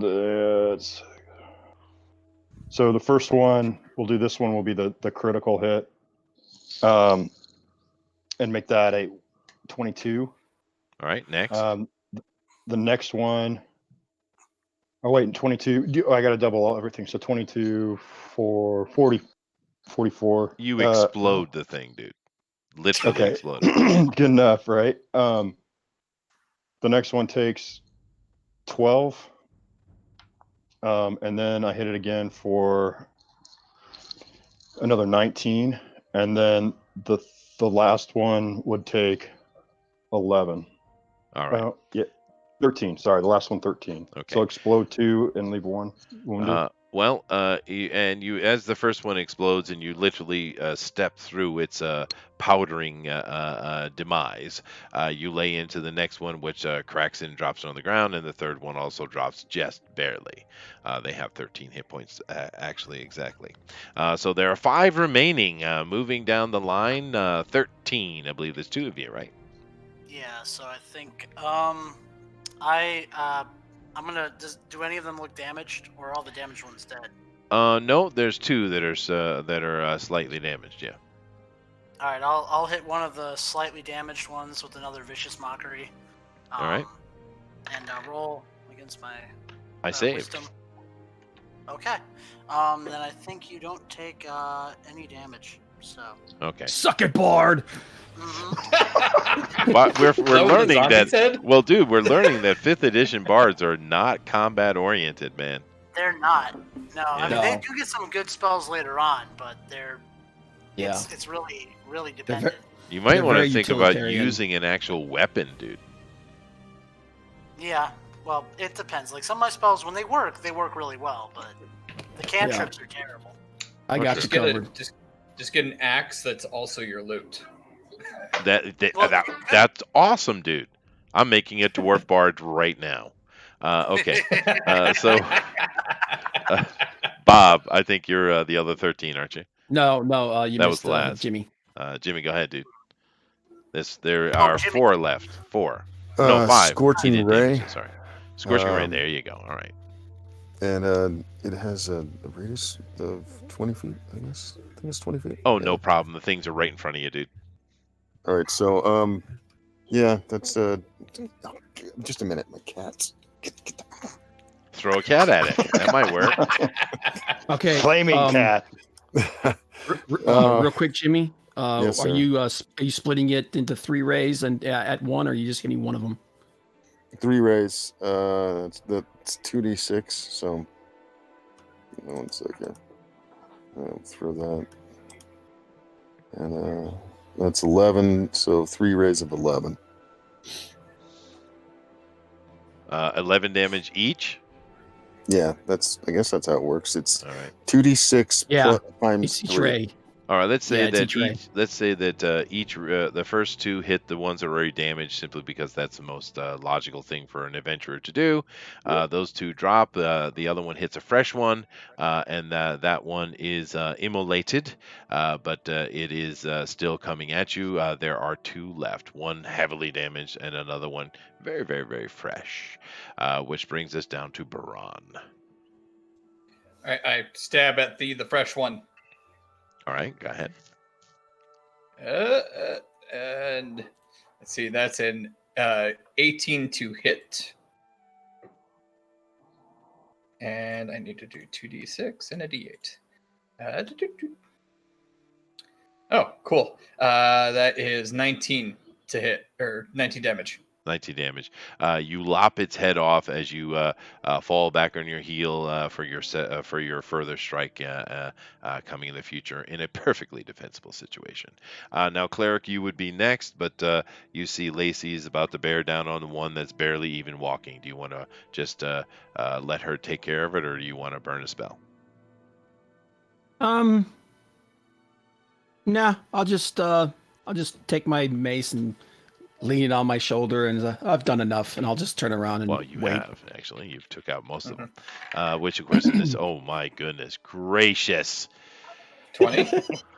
I can't believe I rolled another one. Lacey literally does these spinning around and jumping and making a bunch of noise, and she overkills this thing like crazy, and she's still swinging her sword and bashing it into it, and you guys are like, Lacey, calm down. Well, hopefully there aren't any more of them, because if there are, they're all coming now. Yeah. Now, what you have standing in front of you, of course, it's a bit of a shock. You just open the door and you get flooded by, what was that, 40? And, Jeez. and of course, that's basically, I'll give it at the end of the game, but that was 1,000 XP each, by the way. Yeah, so just right there. But you see them in various stages of dust. It's very dusty. The cloud is starting to, is still kind of thick around you, but you can see the ground. There's these imprints of their dusted bodies, other broken pieces, shattered segments of face, some of them still in somewhat standing positions or crouching or leaning positions. It's quite a horrific scene. And then from within the cave, you hear air bellows out, and it blows away all of this obscuring dust is around you, and any of the pieces that were standing now fall down and are blown into a dust. You guys have to actually keep your feet to not be blown over. There's no need for a saving throw, and once again, it's and then silence. You stand in front of the opening maw of this portal. Darkness lays ahead. Ladies first. Can I check see if there's any loot at all on these things? No, there's nothing. Yeah. You got a couple handfuls of dust. I'm just wondering if there's any if they had any coins on them when Yeah. they died. Yeah, no, dude. Real quick. As you see, they had no clothing whatsoever. Matter of fact, none of you, even the arcane amongst you, know what the hell that was. You've never seen anything like it. You've never seen an effect like it. So more than likely, those with arcane, which Laz, of course, will be one of them. The first thing that would come to your mind, Laz, is those were constructs of some kind. Okay. I was Yeah, just going to cool. ask if I could do an arcane roll on that. So. Well, yeah, but you guys don't know what it is. I would just kind of, giving a Yeah. general idea, right? Perception. You're good. I'm gonna try and see what this thing is. What is what? Oh, down the hallway. He means. Oh, I see. Whatever is whatever I can. I'm gonna try and look inside and see what I see. What does the room look like? That's 18 plus 4, so it's 22. It's pitch black, Full dude. boarding hallway. There is no light. The only I'm gonna person pick who up a can see stone. anything is Laz. Laz can see stuff beyond. The rest of you cannot. I am gonna pick Laz, up. I'll pick up a lead the way. stone and cast the light cantrip on it again, and I'm gonna throw it down the hallway. Okay. I want to see if this is magical darkness. Yeah, I get that. As you throw it down the hallway, it is not magical darkness, and the hallway is lit. Now, this hallway is quite wide as you guys are looking at it. It is, I would say, what is the width of that? Maybe 15 feet in width, 20 maybe. So it's a little bit bigger than the entry of the door. It flies through the air, and and of course this cobblestone in here and this roof is it's solid but old. It bounces a few times, and you see it just kind of the light disappears as it starts banging, and you can hear it as it falls down some stairway at the end of the vision that the light gave you. So this seems to be some kind of longish entryway that is going down the stairs. From what the light illuminated, you don't see any doors or any side passages. You simply see let's call it for our mapper here, a 20-foot wide hallway that is heading to a stair that is starts 50 feet away. Okay. Okay. Well, whatever it is it's breathing has to be pretty big. Or it's magical. True. All right. So Do we want to do a perception check? I Just don't. light We already did. Light Well, a you torch. can. You can if you want because yeah, you can see everything. We really can't. I want to So- do a perception check. All right, go ahead. Just a second. It's 8. 8. You perceive a hallway. Yeah, great. All right, I'm waiting. Well, I say I will actually start going. All right. You Okay. step into the hallway, and are we using Baran's chest stone as your lighting, or are you guys using some other kind of light source? Oh, we'll light a torch and just go forward. Whenever right. you guys do it, I have a light cantrip, so just to let you know. All right. Go now- ahead, here, baby. Yeah. Now, you Go ahead. guys head in this hallway. You head that 50 feet, and you see a stairwell going down. Now, the stairwell, interestingly enough, is the same width of the hallway. It's a very wide stair, and it is spiraling down, but not in a particularly tight manner. And about, I don't know, 60 to 100 feet down, you see the stones sitting on the stairs. So the stairs go down beyond that. You guys begin to head down this spiral, and they go down pretty deep. And you guys are probably sitting about 200 feet underground. There's no dwarf, so this isn't that accurate, but it's very deep. It seems oddly deep, actually. But it's a gigantic spiral staircase going down. When you come down toward the bottom, of course, you guys become more active. You're paying very close attention.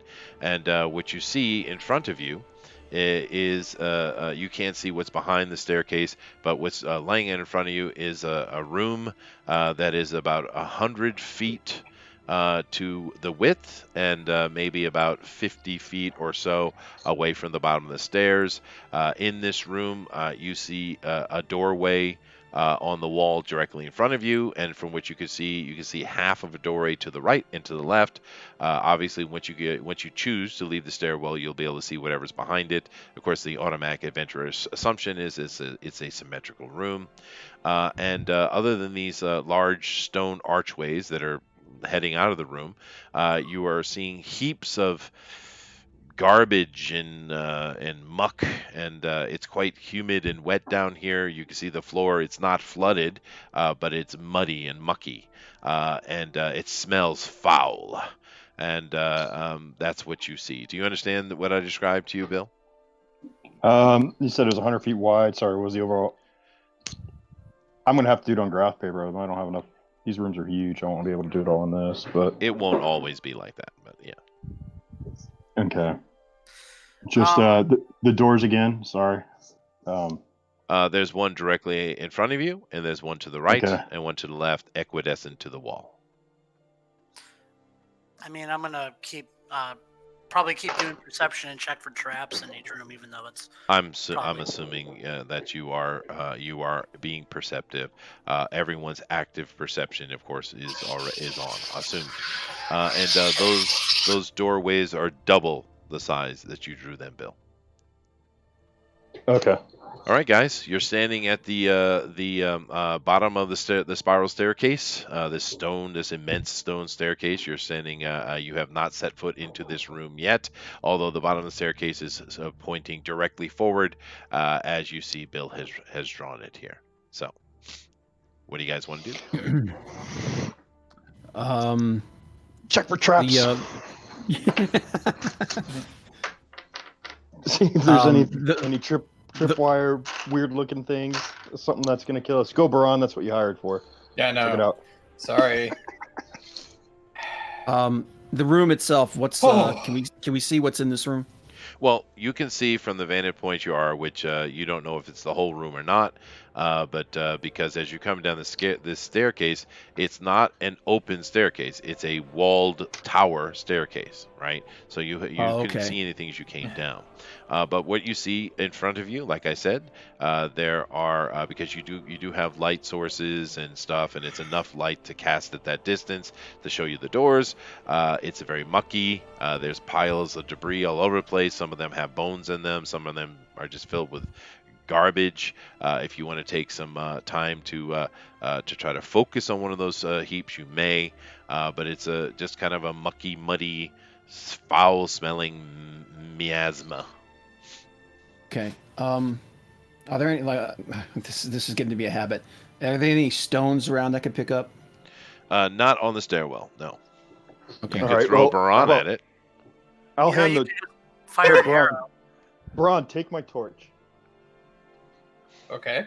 and then I'll pull out my staff, and it should radiate Well, when it senses evil. So that would I be have light. I have a glowing stone apparently like attached to my chest. So why don't you give the torch to Laz Corny. can see already. Yeah, give it to well, Corny. Dude, everybody here has some kind of light source.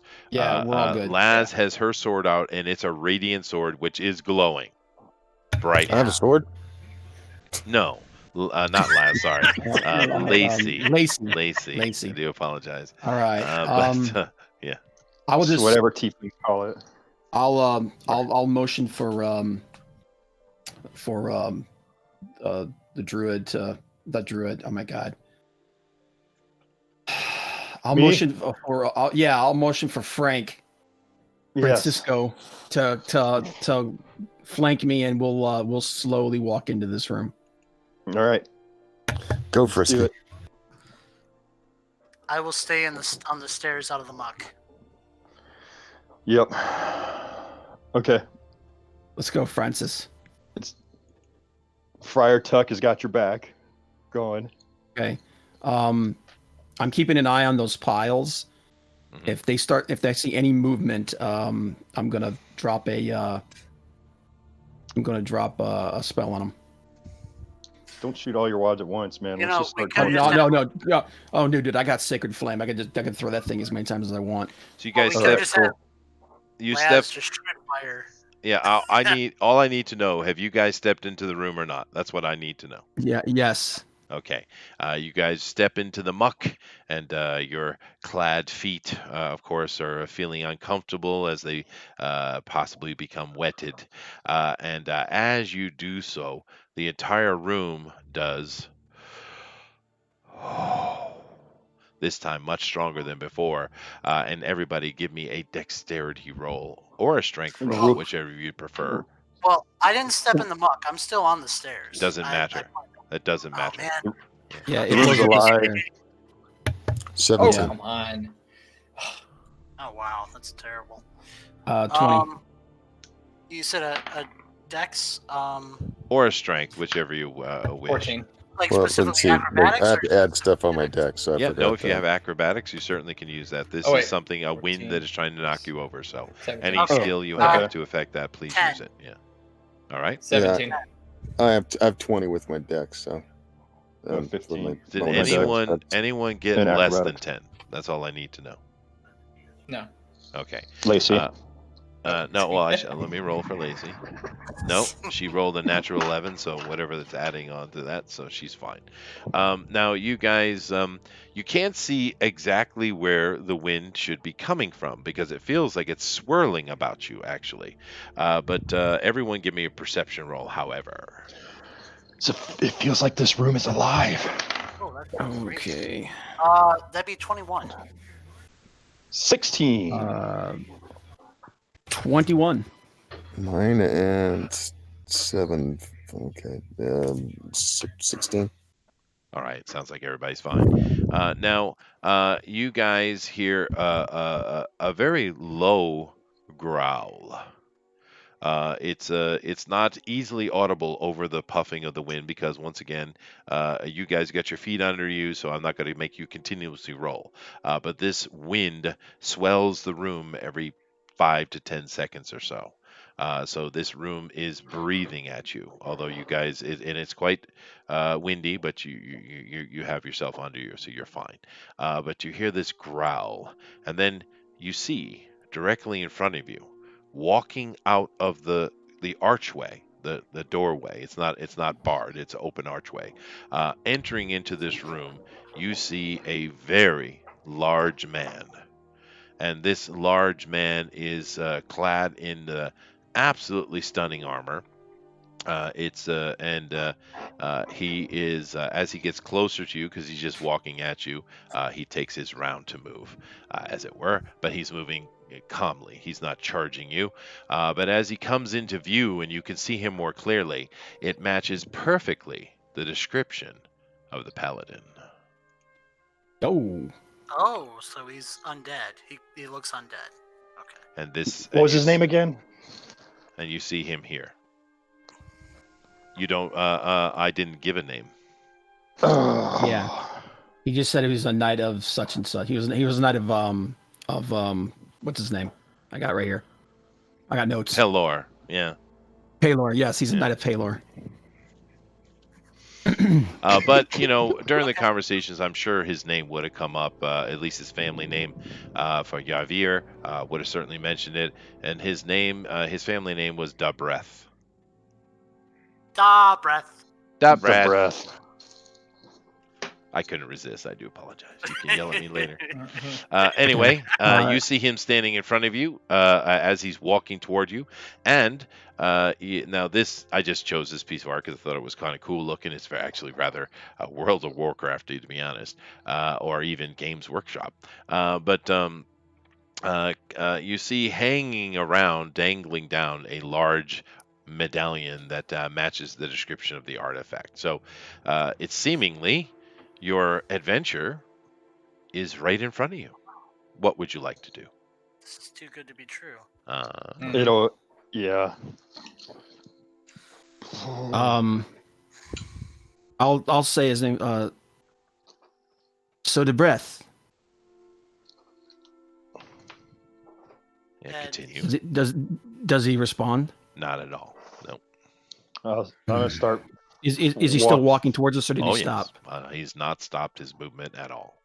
And you I'm gonna notice that the f- I'm gonna- breathing of the room is intensifying. I'm gonna Okay. flank the left, I guess. Yeah, let's spread out a little bit. I'll move to the right. As you guys move Shield into up. position and as this showdown begins to line up with itself, everyone give me a saving throw, a wisdom saving throw, please. Wisdom save. That was almost bad. Okay, good. Oh, I excuse don't want to me. fail. Everyone give me a saving throw except for the elf. Oh, okay. Yes, I know what he's doing. 19. All right. 18. Okay. 19. Do I add the my wisdom point on top of that? Of course. Is this for 13. versus? Oh, never mind. All right. Everybody rolled? 19. Okay. Yeah. So anybody that is below a 17, which I believe is just Laz. And I rolled Lacey as well, and she's fine. Jest, actually. So it's just Laz. Now, Laz, as you're moving in position and the party is getting ready to engage this creature, you notice that off to the side of you, kind of kneeling down in the muck, seemingly messing with something, you see a childhood friend. Oh, crap. And you don't understand why they would be here, but all you know is you have to help that friend, and you move over toward her to help her. Okay? What are you? What?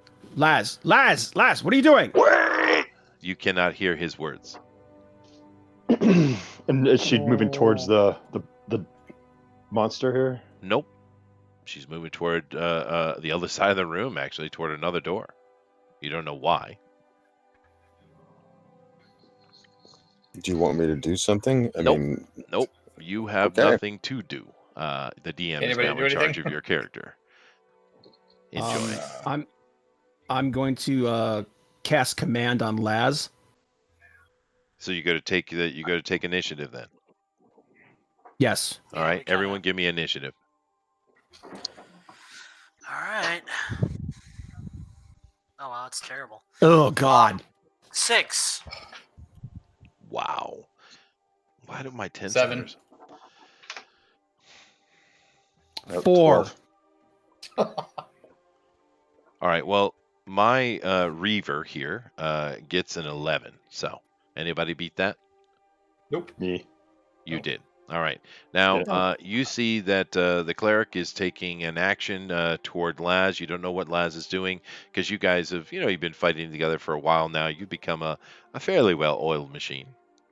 So you don't understand what's going on with that, but the cleric is taking action on that. But you see that the Reaver, who had been moving very calmly for you, he moves, and boy, does he move. He might be faster than you, dude. No, not possible. Well, that's why I said might be. But he's moving. He's certainly faster than your compatriots. That's for damn sure. But you do beat him in initiative. So because this guy he's launched and he's coming at the party. Now you guys have spread out a little bit, but he is heading toward. Let me see who would be the biggest threat from his point of view. Probably the cleric, actually. So he's charging right toward the cleric. Shit.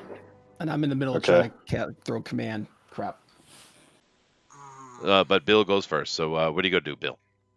I'm going to use mobile, like my skill, to run through, hit him a couple times, and move forward and Okay, move past him. We'll do that. Okay, so I'm pretty much, and the skill allows me not to be open for an opportunity attack. Uh-huh. So I'll just do. Oh, let's see. So I got a 20 with the bonus to hit, Mhm. and a 23. Uh-huh. So you what's get happened? So you get 2 attacks. Okay. Well, Yeah, you 2 you attacks. run at him, and you are faster than him. barely. And you run past, and you do a strike with your staff, and you kind of do a spinner and you heal and come back the other side. How many feet do you want to end up away from him? Because you do have that hit and run type of skill, right? So Yeah. how many feet you want to be away from him when you're done with your movement? I'm gonna be 20 feet up. 20 feet. Okay, so we do a quick little heel turn behind him. I see.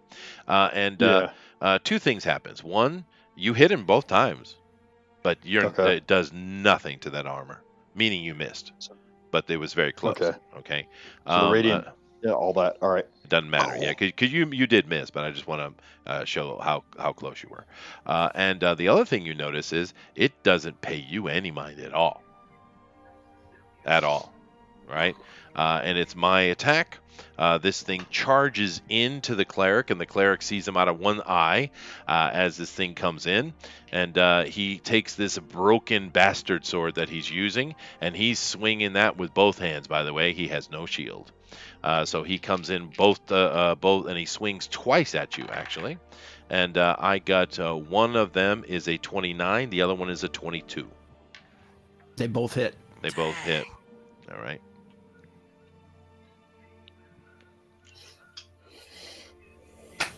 All right.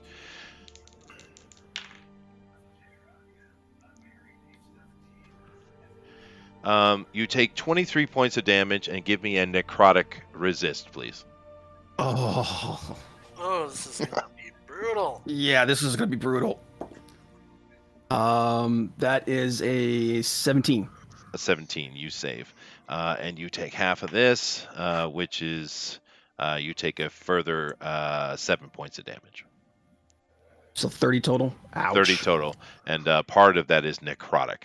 I don't know whatever bonuses or resistance you have. We know Laz has resistance of fire, but necrotic damage is the specific bonus damage, magical damage coming off of this guy. All right. So are you still above 0? Oh yeah. Okay. And of course, that took a big chunk off. Yeah, no, he's no joke. And of course, after that, he's done. The room is done, as it were. 10. 9. Next is Zach at 7. 7. 7. All right, Zach. Lacey is Crazy. sitting at a 3, so. You just said something that got me thinking. You said the room is done. Mm-hmm. The room. So I'm starting to think that maybe he shouldn't be our target, that something else in this room might be our target. Good thinking, Zach. So can I do it like a perception to like kind of look around to see if there's something that's like glowing or doing something strange that might yes. be... Yes, you can. But Okay. first, you must give me a saving throw. This is a wisdom-based saving throw. Okay. Would a search like that be considered his action though? That's the question. Oh, most certainly, yeah. Oh. But that's actually it's the right move, dude. Oh yeah. Yeah, because me attacking is not going to do anything to that. So, see, that is 17 saving throw. Sweet, perfect. And then the perception roll is completely unnecessary because as you see the cleric trying to cast a spell on the wandering Laz, and you had in horror saw this creature, which is exactly what you guys are looking for, of course, coming right at you. But all of a sudden, you get this thought in your head, and the literal room blurs to you for a half second, and what you see is the room is actually filled with a type of greenish mist that you hadn't noticed before. And sitting in that mist in front of the cleric is a large tentacle that has just raked him horribly across his chest. And that tentacle you see over in one of the mounds on kind of like to the right side of the door directly ahead of you. There is this shambling thing. And it has another 2 or 3 tentacles that are writhing in the air around you. So, what would you like to do? You do have free action, by the way. Yeah, you Yeah, can yell. yeah. That's what I'm gonna do. Is I'm gonna notify. Everything you just said. I'm gonna let them know. All right. So- That was 7, correct? That was 7, correct? Hey guys, there's a thing Yeah. there that's got tentacles and it's sitting there. Just hit the color. Yeah. 6. This thing is real. It's not real. It's an illusion. Well, it's real enough though. Yeah. 6. Corny. Yeah, I'm at 6. Well, now that I know that, I'm not going to cast heat metal. Well, you don't know Um, that, but well, he told me no, that, so- well, yes, I understand that. But what it does is it prompts a saving throw. So give me a wisdom saving throw. Oh, okay. Well, I can re-roll that once. That's awesome. That's nice. That's helpful. Okay, so that's a wisdom save. Mhm. So that's only a 12. A total of 12. Okay. Yeah, you don't know what the hell that crazy boy is talking about because this Reaver in front of you needs to be dealt with. So deal with it. Okay. I'm going to cast. Let's see. Dissonant Whispers then. Okay. And what does that do? You whisper a dissonant melody that only one creature of your choice within range can hear. Wrecking it with terrible pain, the target must make a wisdom saving throw. On a failed save, it takes 3d6 psychic damage and immediately use its reaction, if available, to move as far as it speedily can move away. It doesn't move into obvious danger, and it takes half as much damage and doesn't have to move on a successful save. I see. Now that's curious. We could go either way with that because technically, even though the Reaver is not the actual creature, it is part of the creature. It is the tentacle, and it's a clawed tentacle at that. What do you guys think as a party? Would that affect the creature who is at a little bit of a distance because it is part of the creature? Well, my range is 60 feet, and it can hear us, right? It's not deaf. It can hear. Oh, it's only 60-foot range. Oh, well, then it is out of range. Well, then again, it is out of range, but its tentacle isn't. Yeah, party make a decision. Who votes yay? Who votes nay? It's still part of the creature. Yeah, I agree. That's why I'm asking. It's still part of the creature, but it's not his ears. Roll for it. I roll for it. I want to say yes, man, but my GM inner GM is saying no. I want to say just it's a chance. So make Okay. do an odds or even make a roll. roll. You know what I do? Yeah. Let's do it like this. I'll just give you disadvantage on the roll. How about that? Okay. Cool. Well, it's not it's a saving throw. Yes, I know. That gives me having to roll 2 dice. Advantage. And, Yeah. Okay. Yeah, That's fine. because I think it should affect it, actually. Boy, bards are a pain in the ass, dude. All right, They let me see. Well, I told you they can do sub stuff sometimes. It's all outside of the box. It's great. I like it. It is. I don't know what the save is against, but that is a 20 and a 23. Oh yeah, then he saves. So he takes half of 11. So he takes 5 points of damage. Only, 5 points and of he doesn't damage, have- okay. Yeah. All right. But now something interesting does happen, though. He has taken a very small amount of damage, but Baran so far is the only one who can see what's happening clearly. And Baran, you notice that you see that the bard is, I'm assuming, playing his lute, and the magical effect is hitting this tentacle. But you see the creature, which is at the other end of the room, it shivers in seeming fear, actually, or surprise, possibly. That was 7. 6, 5. So you got Bob is at 4 and Lacey's at 3. So Oh, that's all who's left. What about? Oh, what about? What did Bill do? Oh, that's right. I went remember. I first. remember. Yeah. I remember. Yeah. All right. So I actually probably ran closer to it, right? if you did, yes, you did. But cleric, what would you like to do? Because Lacey's rolled a 3. I mean, I rolled a 1. I just heard him yell all that stuff. Of course, it prompts so a saving throw. Yeah, automatic. Yeah, which is a I'm free just action. look by the around. way. Yeah. I dropped on the die. We'll roll another one. Okay, maybe. Which this is a wisdom saving throw? Yep. 19. Okay. You save, and sitting in front of you, the image, your vision blurs, and the Reaver is gone. And standing in front of you is this large writhing tentacle with a claw at the edge of it that is dripping with your very own blood. And you notice, because you're so close, the tentacle along the underside of the arm has a lot of these little tentacles that have little suckers on the end of the tentacles, and the suckers are almost as if a sucking mouth seems desperate in the air to have at you.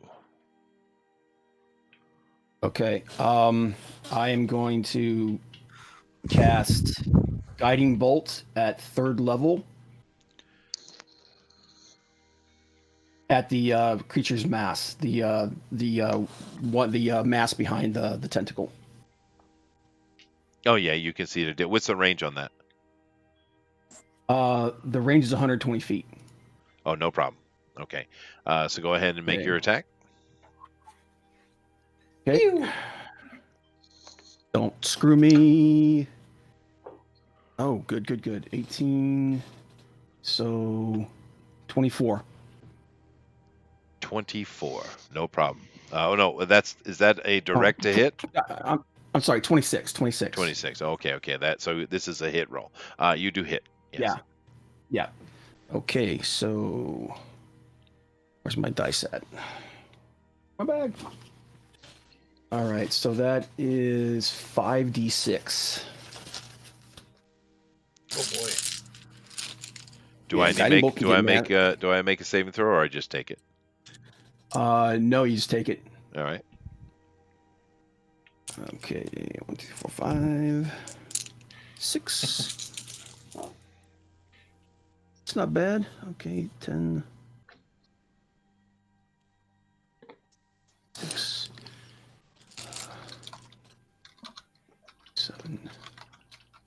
28 points of radiant damage. Ooh. And he is now lit up with a dim mystical light glittering on the target until next turn, which makes the next attack against him done at advantage. So it's fairy fire. Yeah, a temporary fairy Yeah. fire. Okay. Very well. Well, this thing does not like that at all. And you notice, Baran, because Baran's been kind of watching the whole thing unfold. It in your opinion, because you fought many monsters, it's overreacting to being damaged. It really seems surprised to be damaged in an odd way, if you can understand the emotions of a writhing mass of tentacles. But it's a bit of insight that you get, Baran. However, this brings us down last to. Well, actually, before I get to Lacey, I do need to know, what is your movement, Laz? Actually, I needed to do one more thing, Chester. Uh-huh.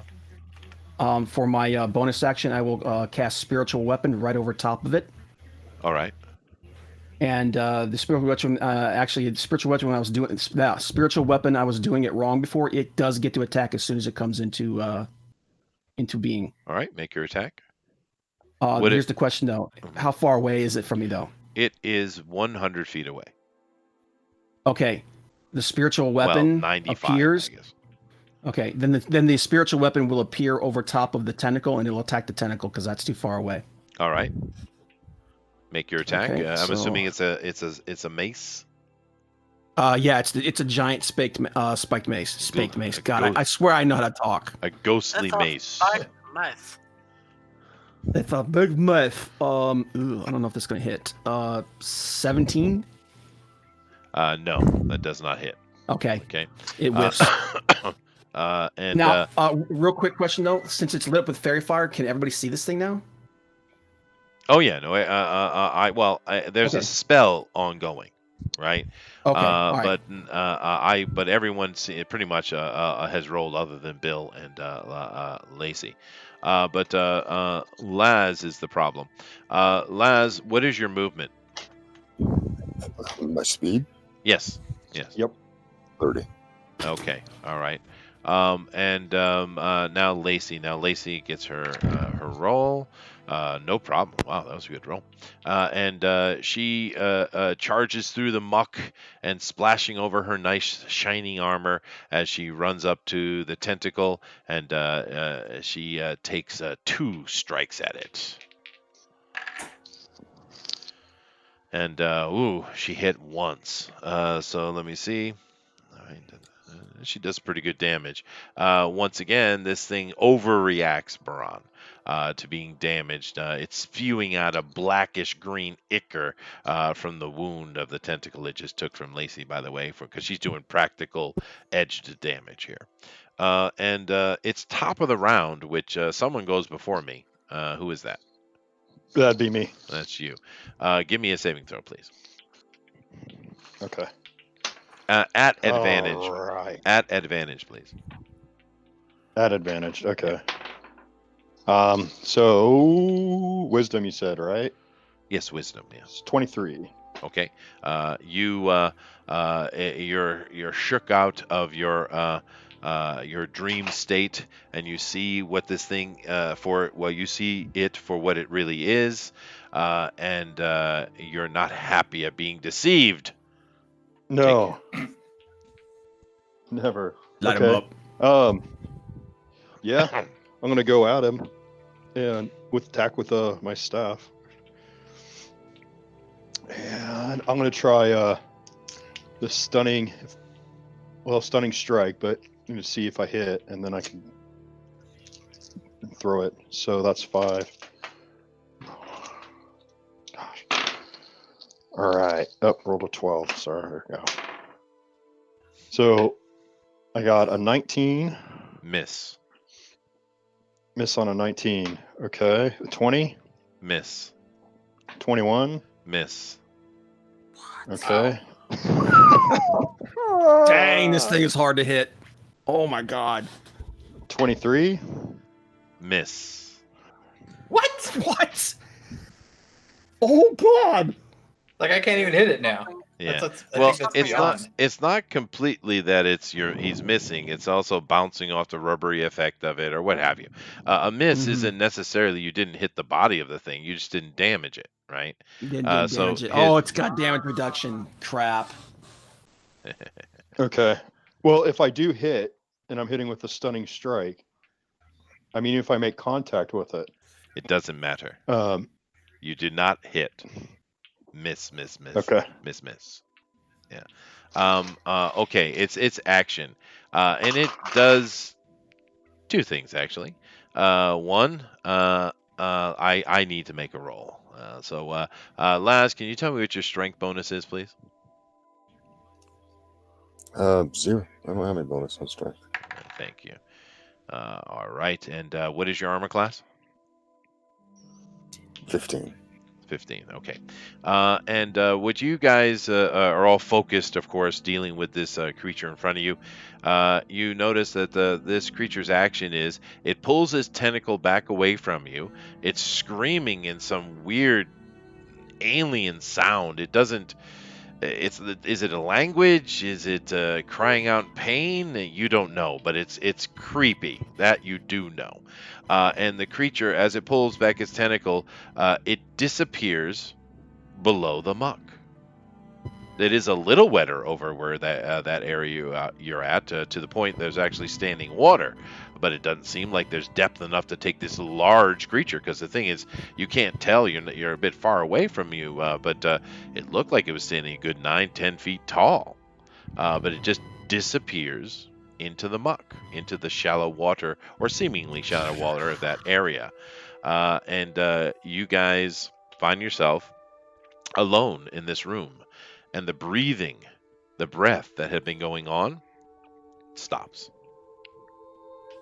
That bastard ran. I'm going to go check out Laz and see what's going on. There is no Laz. Oh, Okay. She left. She went into the other room, remember? Oh. Wait a minute. Did she make it through the door? Oh, she did. Yeah, she got pulled under. This is the garbage seed in Star Wars. Oh my god. Wait a minute. Wait a Hey, minute. Did she go through don't the, you pick on my fantasies, man? did she actually go through the door? You At the have other no end? clue. You have no idea. Oh my god. Well, And the nice creature's knowing just it. gone now. It pulled her under, I think. I think wherever it went down, it drug her under the. The thing is Well- and I have to point this out, is that since Baran noticed that it was like kind of exaggerating the damage it was taking, like when we would hurt it, quote unquote, hurt it, that it seemed like it was over exaggerating. That makes me think that we weren't doing anything to it, that it was pretending to Now- take damage. That thing wasn't actually real either, in a way. So when it disappeared, it might have been another sort of a phantasmal thing, that something else is going on here. Mhm. So I don't think she got pulled under as much as I think that there's some sort of she's under a spell and she walked into the other room. Well, Well, I will add this to the point. Although I do understand the Star Trek reference, excuse me, Star Wars reference, I would never be that cliche, dude. Okay. What did it take her under? So we don't see any bubbles. From- Are we still in initiative, or are we out of the scene now? Nope. There's nothing. There is no active combat in this room. All right, so Okay. I suggest we go in the direction of Laz, where we Yeah. last saw her going, and all right. possibly you should heal yourself up a bit, Adderall. Yeah, I pull out a healing potion and I down it. All right. Now I don't know whose audio is going crazy, but I have no idea. That's weird. yeah. All right. There we go. It's better. All right. So you pull out a healing potion. You guys are heading toward the right door. Bill, please make a note of that. And I don't. Who is having audio trouble? It's really weird. No. Slick, can you mute yourself? I'm muted. Okay. Let me try muting myself. I'll see if All it's right. me. Wait, well, I haven't muted myself yet. All right, hold on. I'm mute. Please. No. Bob. It's It was Bob. Bob. It's Bob. It was. Yeah. Why does Bob Oh, always have Bob. audio trouble? Yeah, it's Bob. It's certainly Bob. You got to shut that off, What dude. happened? Yeah, just mute Yeah, yourself when you're not mute yourself, talking. Bob. Yeah, please mute. Yeah. All right. So here's where we're gonna stop it. We're gonna stop it right here.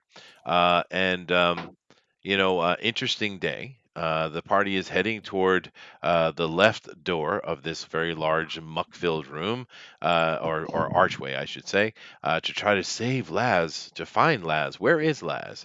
What a strange encounter for their first real entry into this delve. Denon's Delve. So we will leave it there, and we'll come back next week and pick it up straight there. Anybody have any questions or comments? Other than But- Chester, you're a bastard. Yeah. Poor Yeah. Laz. Chester, you're a bastard. All right, thank you. I had a bad roll. You did. You did. Yeah. To be fair, though, a 17 is a pretty high threshold for a 5th level character. To be fair. Yeah. Is it still doing it? What do you say? Is it still doing it? Yeah, yes, it a is. little bit. Yeah, it's not as bad when you speak, but yeah, you often have mic trouble though, dude. I don't know exactly what's going on with your mic, but you have problems over there for some reason. And I kind of wonder if you have you have multiple mics on at the same time or something like that. I'm not sure. Anyway, we are going to end it here, guys. And we're going to come back to you next week. Wow, everyone. We got a- Okay, you guys are making You a lot got a of noise. breather. Everybody mute, please. Because I'm already muted.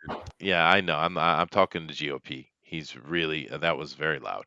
I feel bad for people who have a mic on. But nevertheless, thank you guys very much for joining us. We're having a lot of fun with this campaign, and it's this campaign has legs. So we'll see how far they go with it, and we appreciate you guys, of course. Do keep in mind that tomorrow we have our standard 8 p.m. Eastern Standard show, Comics News Today, and of course after that you have the pro edition of the Drawn and Quartered, and then of course on Thursday we will continue as normal with this week. However, on the Ultimate Edition of Drawn Recorded, we will be doing Chromosome 98 or 96, whatever it's called. But that should be a lot of fun. It's a great looking project, actually. But once again, thank you. And that's true. Tetra does live in Japan, so yeah, lol. Thank you very much, guys. Oh, goodness gracious. Tentacle probing. Oh, well. I guess we're out of here. So I usually like to end the show with a bit of namaste. Bill's mic is not causing consternation. So Bill should give us a namaste moment. Please, Bill. Namaste us. Ipus quotus onus maxis. Always wear underwear. Always wear underwear. Namaste indeed. Namaste. All right. Later, Always wear guys. underwear? Always wear I don't underwear. know about that. I Yeah, don't know yeah, about yeah. that. You know, I had a Yeah. friend of mine lose his underwear at an event. I won't go into details. Nevertheless, thank you guys. Later.